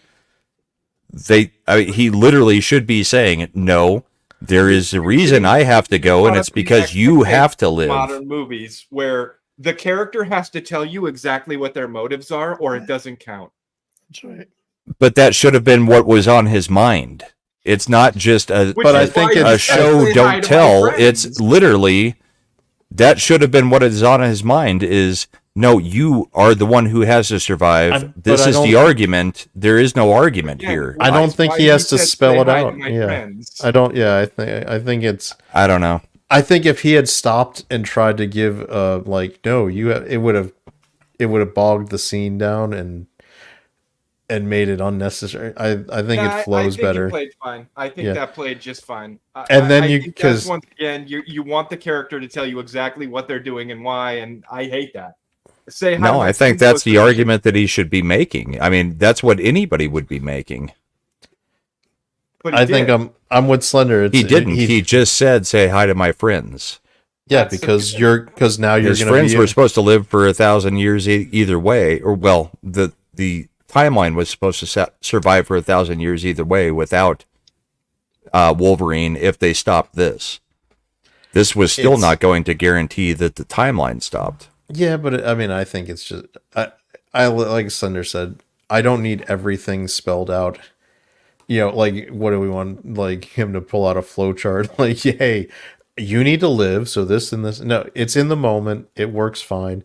Then we cut to, because it moves right on to the fact that Deadpool is kind of nervous about. He's making jokes now because he's actually genuinely nervous about dying, and it's not something he's had to worry about. So, it comes off, I think, perfectly fine. For the, I wasn't. I didn't have any suspicion that wasn't the reason why he was doing it, right? I think you can give the audience enough credit to know that his motivation, as was spelled out earlier when he showed the picture and talked about how the only people who mattered to him were his family, was that he was keeping Wolverine there to be, so his family wouldn't be erased because they have an anchor, and he's saving everybody. Because it also gets reinforced when he is talking to his girlfriend at the end, where he's like, I did it for you, even if you didn't know I was going to do it for you. But I don't think the dialogue in that scene does that. I think it does. I picked up on it. I Slender gotta seemed disagree to. with you on that one, Brahma. I don't need the dialogue to tell me exactly what the motivation of the character is. If I can see the character's motivations in what they're saying, and you don't need nearly as much if the character is acting in line with his motivations, which we know he was. Now, what you're saying is he was acting out of line with his motivations because he didn't say that he was being motivated by the goal of saving his universe. But he also was saving his universe. Just because he said, I'm going to be the one who does the self-sacrifice, doesn't change the fact that what he was doing was directly aligned with his motivations. And it's even more reinforced by him saying, say hi to my friends. Well, he had also said in the scene, in the dialogue before, he says, Wolverine says, say hi to your friends for me. So it feels like he's just responding with the same thing that Wolverine said. It doesn't feel, the dialogue does not say that this is the reason this is happening, because they haven't addressed that for almost an hour and a half in the movie at that point. Right, but again, that's the whole reason don't he have had the to have that expectation. Wolverine. Right, but I don't have the expectation that him switching places with Logan, right? That doesn't change my expectation that he's acting in alignment with his motivations, because his motivation is to save his universe. In order for his universe to be saved, Logan has to live. Like, those are the two things we know. I don't need more exposition to reinforce that when that's already what I would expect him to do in that situation. I'm saying it's clunky dialogue that they used. If you don't watch think it again, I think you'll see the clunky dialogue. I don't know. I don't because think they don't make it didn't feel explicit. bad to me. I don't think it needs to be explicit. I think it's implicit. I think it's implicit in the exchange that happened and the core motivation of Deadpool's character. Then he should be freaking pissed that Wolverine came in with him. Not, hey, let's grab hands and be happy. Well, I think that's where the immediacy comes in, because without Wolverine there, he's not reaching it and he's not saving anybody. Either Universe way, was about to go all either he way. cared about was the 9 people.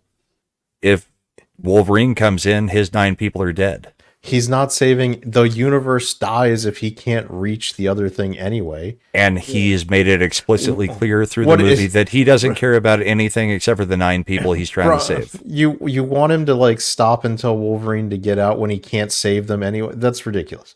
I don't know. He's- Yeah, It's I not feel like ridiculous. there's That's a- the motives of the He's- movie. In that I moment, feel he is like now we're not. He tying is now ourselves in knots incapable. now. Yeah, he's incapable of saving because he can't reach the other conduit, without Like, Wolverine there. aren't you the same guy who earlier in this conversation was like, I feel like the entrances for some of those cameo characters took too long, and now you're like, I feel like they should have spent another couple of minutes explaining why Deadpool. I'm also was the doing one who what he's watched doing. it 3 times, and at certain points, it becomes certain things just stop making sense. Nah. One watch is different than watching it 3 times. Well, I mean, I've watched it twice. I just don't feel like they did the end scene or that last thing credit the way that they tried to set it up. I thought it was a like good- I I- felt like it paid off sufficiently. And You've that's got- fine. feel like You it was a guys- whole. You also absolutely hated 3-body problem, and we argued with you on that. And Oh, I hated 3-body problem. Okay, so I'm Yeah. consistently the only one who liked both, which is fine. no, I liked Deadpool. I'm saying there are some issues where they just the plot doesn't serve the movie all that well. Brahma, you're wearing a hat with red hair. It's not red, but It's orange. Throw sense to the wind and enjoy life. There you I go. did. I watched it 3 times. Nobody else has done that. I mean, I'm gonna if see I it a didn't second. like it, I would not have watched it multiple times. Yeah, I'm going with another friend tomorrow night, and I'm gonna see it again. And I I'll think have- the action scenes are absolutely phenomenal. I think the plot of the movie is weak. I just don't see where any Deadpool movie's plot has ever been. The second Great. one was pretty weak. Yeah, Second one The was second weak. plot was really bad. The first one was pretty solid. Yeah. The second movie, the problem was the kid. If you go back and watch the movie, if they have any other person as the kid, it probably works better. The movie was not that bad. instead of Taika Waititi's fat nephew. Yeah. The second movie is really not that bad outside of the kid that they put into that position.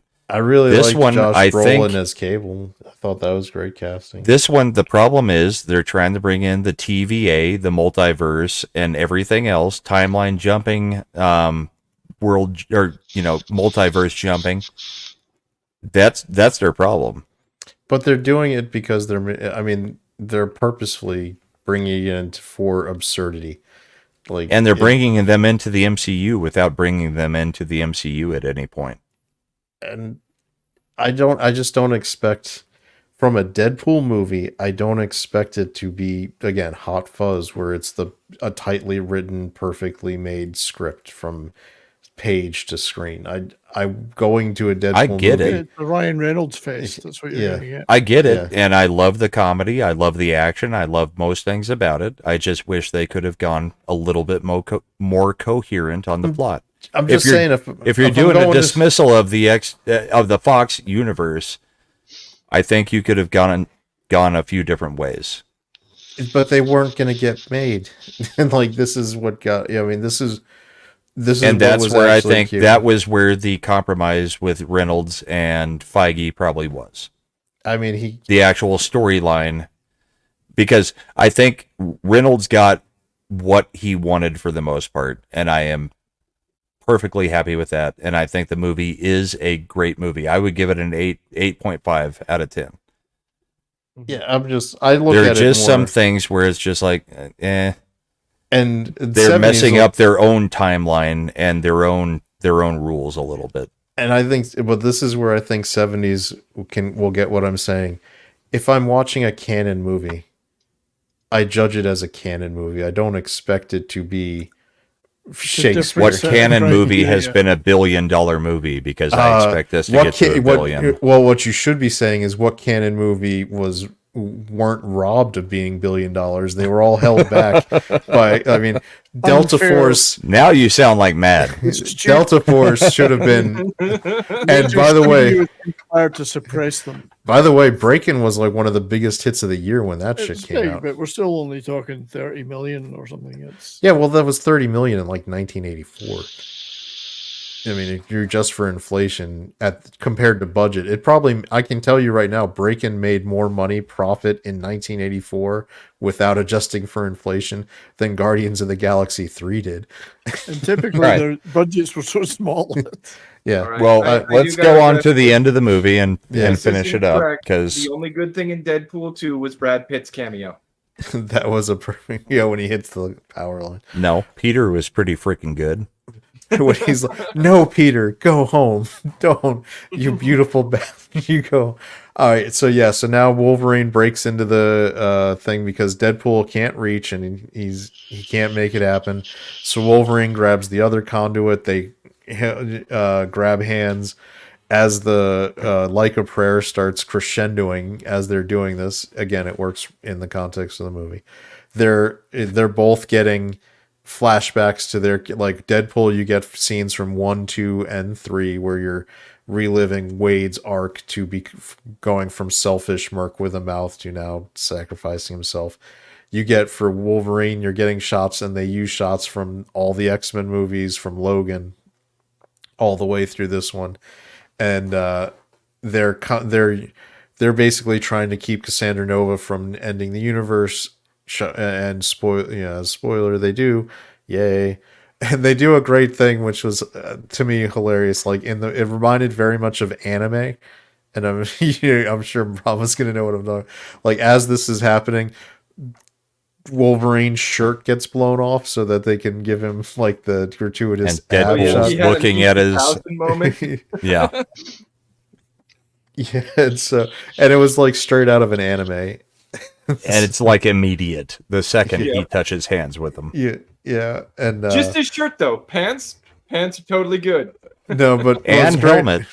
and the shirt gets blown off, and in the process of it being blown off, it somehow also oils him up Yep. Yeah. so that he can come out. It was just hilarious because one gag that did really work well for me was this sleazy TVA guy talking to his superior who's coming out and is like, they were heroes. They were They my saved us. friends. They were my friends. They saved us from Cassandra Nova, who was the villain who was supposed to be stuck on the Void You Planet. promised me couldn't come here. Yeah. And then Wolverine and Deadpool show back up, and he's like, fuck. Well, and you don't even see him at first. You just hear Deadpool off in the background go, "He is He risen!" is risen. Because he's Marvel Jesus. Jesus. Yep. And it's great. And then you have a nice gag where they're about to prune Deadpool as a variant when Peter comes running in and was like, no, he's from this universe.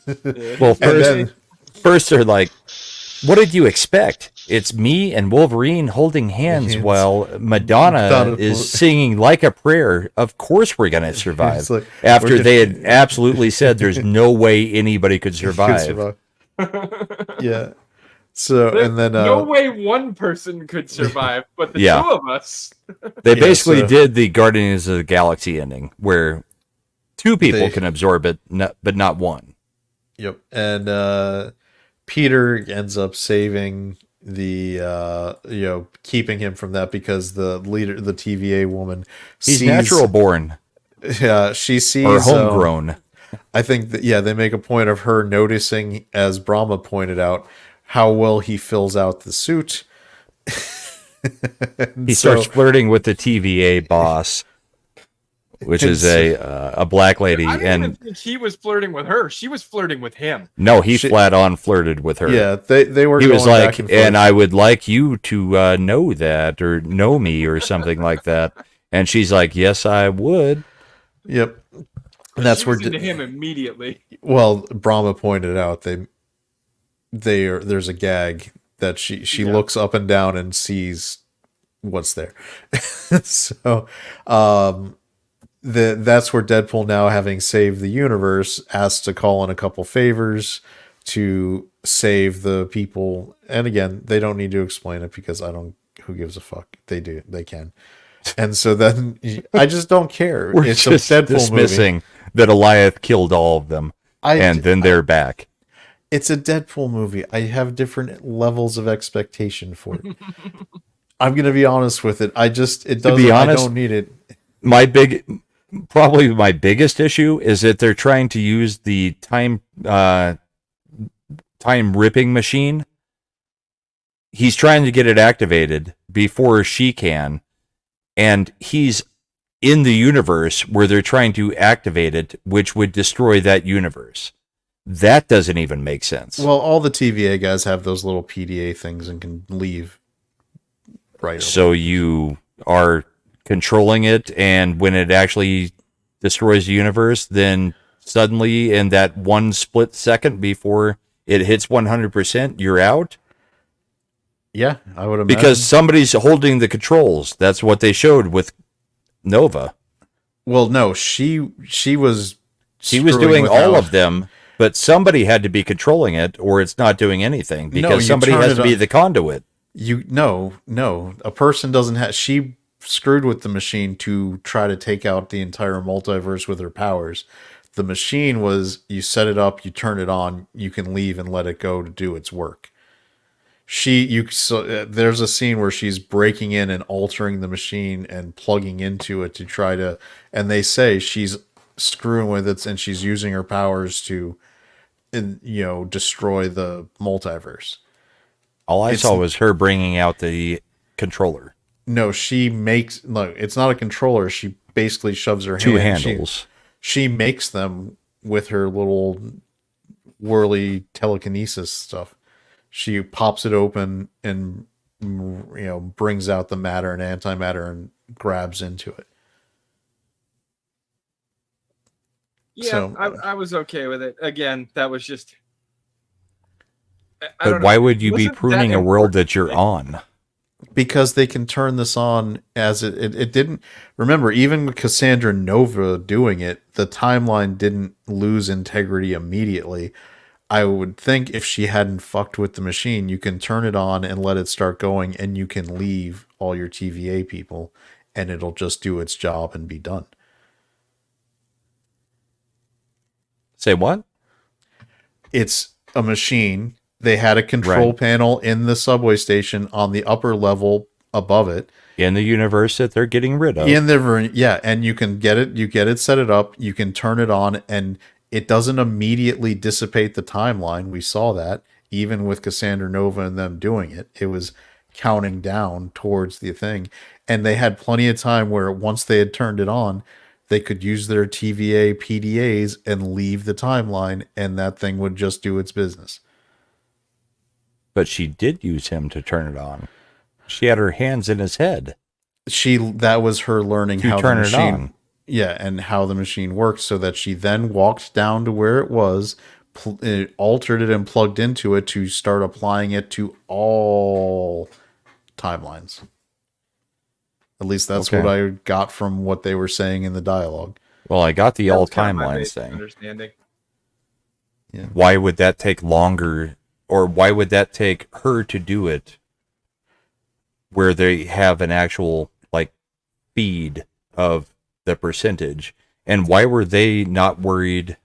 Well, I guess they were worried that everything was ending. Because it didn't matter where they went. She was killing all timelines except Right, the she was void. killing all timelines, but why would... I don't get the countdown part of it, I guess. That was the loss of integrity for the timelines. So that's why they didn't leave, the because old loading bar. Yeah, it they had was. the loading bar Freaking going. yeah. And then So- suddenly Wolverine and Deadpool flex a little bit harder, and the loading bar Goes beats back up. her. Yeah. And why didn't she just let I go knew of what you the... were saying. Why didn't she just let go of the handles? I mean... Yeah, that part was weird. I mean, I guess maybe I watched too much anime, but it almost reminded me of the way that happens in an anime, right? Where the villain's doing the stuff and then they plug it's in. And like when Goku, Yeah. his Kamehameha is hitting Vegeta's Gallic gun, and the purple is moving to the left, and then the blue is moving to the right, and then the purple is moving to the left. And sooner or Right, later, but they somebody's can't gonna see get it. that. The only people who could see that are the TVA looking at the stupid loading bar. Yeah, yeah, but I mean, I don't disagree. yeah. I'm just saying. I don't watch that much anime, so Oh, your loss. It's all good stuff. I wouldn't say it's all good. I've seen It's some all bad good, stuff Tim. over the years. There's never been a bad anime ever. I mean, All right, let's end this. We're at Yeah. 3 hours. yeah. So and we get X-23 back in the main timeline with Wolverine. Everyone's getting this, as they say, from Wayne's World, the super happy ending. Deadpool's even getting back with what's her name, who is super hot, especially for Marina her age. Baccarin. Yeah, isn't she? Oh, is is she? I was going to say, is she in it? Is she? In Yeah, It? Yeah, Okay. yeah. they've and she's- broken up. She has a new boyfriend. Then at the end of the movie, she doesn't have says a boyfriend. She has a new boyfriend. Yeah, And You then just they're get- flirting. Actually, Wolverine says, "Give me the effing dog and talk to the girl." So Deadpool starts talking to her again at the celebration. By the I way, liked she looks her. so I much liked- better with the liked her. long hair compared to the pixie cut. Just got to be honest. I've always liked her. I don't know. Is she The- married to the dude the- from Stargate? Or am I thinking of another? No, actress? she's married to a producer or a director. I can't remember. Or she re- was. I remember she was super hot in Serenity, And V. Firefly. She wasn't as hot in V because she had the pixie cut. No, I was fine with it. No, but She does long have hair. a very pointy nose. I mean, she's got other things that And- point further that are better. I don't know about that. Go watch. After this, we'll go watch Craig Ferguson interviewing her. They're not that pointy. They are the dangly kind. I mean, Craig I Ferguson think- had her on like 3 times, and you can tell the dress is what holds those up. What does this have to do with the movie review? You said they were very pointy. I'm just Oh, saying. as in that they are protruding from her body in a nice Well, way. since Matt is not here, I will represent him. Ew, gross. Can we talk about the movie some more? All right. I think Yes. that's what we should have been talking about for 3 hours. That would have been a good subject. She's only in it for 7 minutes. I But mean, just yeah. that pointy versus rounded argument. I mean, man. Perky versus floppy. Floppy. Then we get into the whole thing about 60s and 70s boobs in movies where they have that. All right, I'm Because gonna of hit the- that end Well, button the now. 50s were the peak Why? of the pointed Yeah, ones, the yeah. cylindrical ones. with the Anyway, broad- So Wolverine goes to live with Deadpool. Yeah, we've got and then we get the end credits where they have the behind the scenes farewell to the Fox movies, and then we get the end credits stinger, After which was credits. where we see that Johnny Storm 100% said everything Said.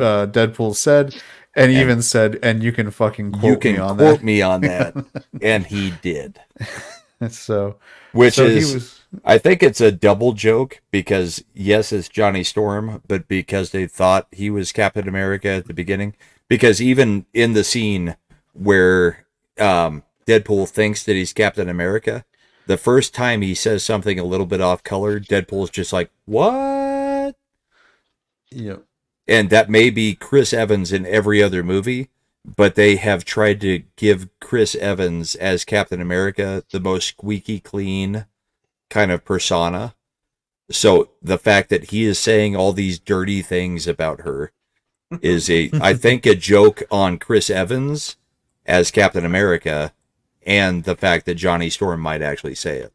Yeah, I think it's a mean, double joke in there. there where- was the No, language, Chris Evans, Captain America, would never say anything yeah, like that. the language joke that was in Avengers: Age of Ultron. Yeah, But I think it's a meta on top of a meta on top of a meta, where they're like, no, we've made Chris Evans so squeaky clean that you can't believe he would say this.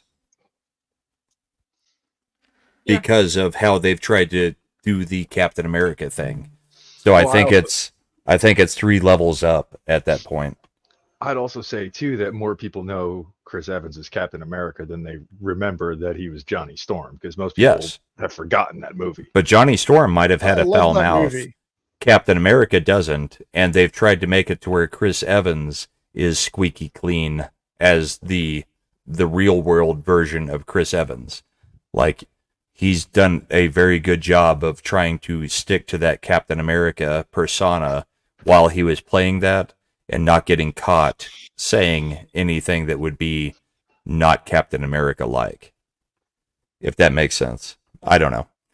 Because before, rebel? Chris Evans was very No, before Captain America, Chris Evans was very dirty. And then he stopped being it when he was Captain America. I think they told him, you have to be as squeaky clean in interviews and other movies that you do as you can.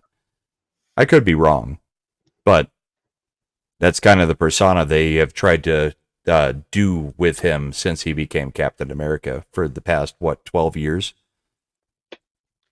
Chris Evans was in Not Another Teen movie with a yeah. And that was long before. That's what I'm saying. They tried to rehabilitate that. I mean, because he was also in Scott Pilgrim. Scott and a few Pilgrim other was, things. After he was cast as Captain America. Was it? Yeah. The one, because I remember The Losers came out, and it was right after they had announced he was going to play Captain America. And there was the line in The Losers was like, the government took me and did experiments on me. And it was like, oh, it's a funny Captain America. Was that joke. the one with the window behind him where the sniper's behind him and he's doing the fake shooting and the sniper's actually shooting? Yes. Okay.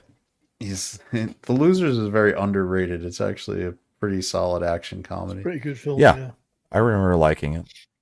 Yeah. And there was because that was where his character, he was also loved, really took care of his niece. And at the end, they're going to her soccer game, and the ref didn't one of the little girls trips his niece, and he goes out on the field and was like, "Where the fuck is the card, ref? What are you doing?" And the whole special forces crew has to hold him back from getting into a fight with a little kid's soccer referee. Oh, it was good. Chris Evans, he's actually apparently deathly shy. And he got into acting to try to get over that.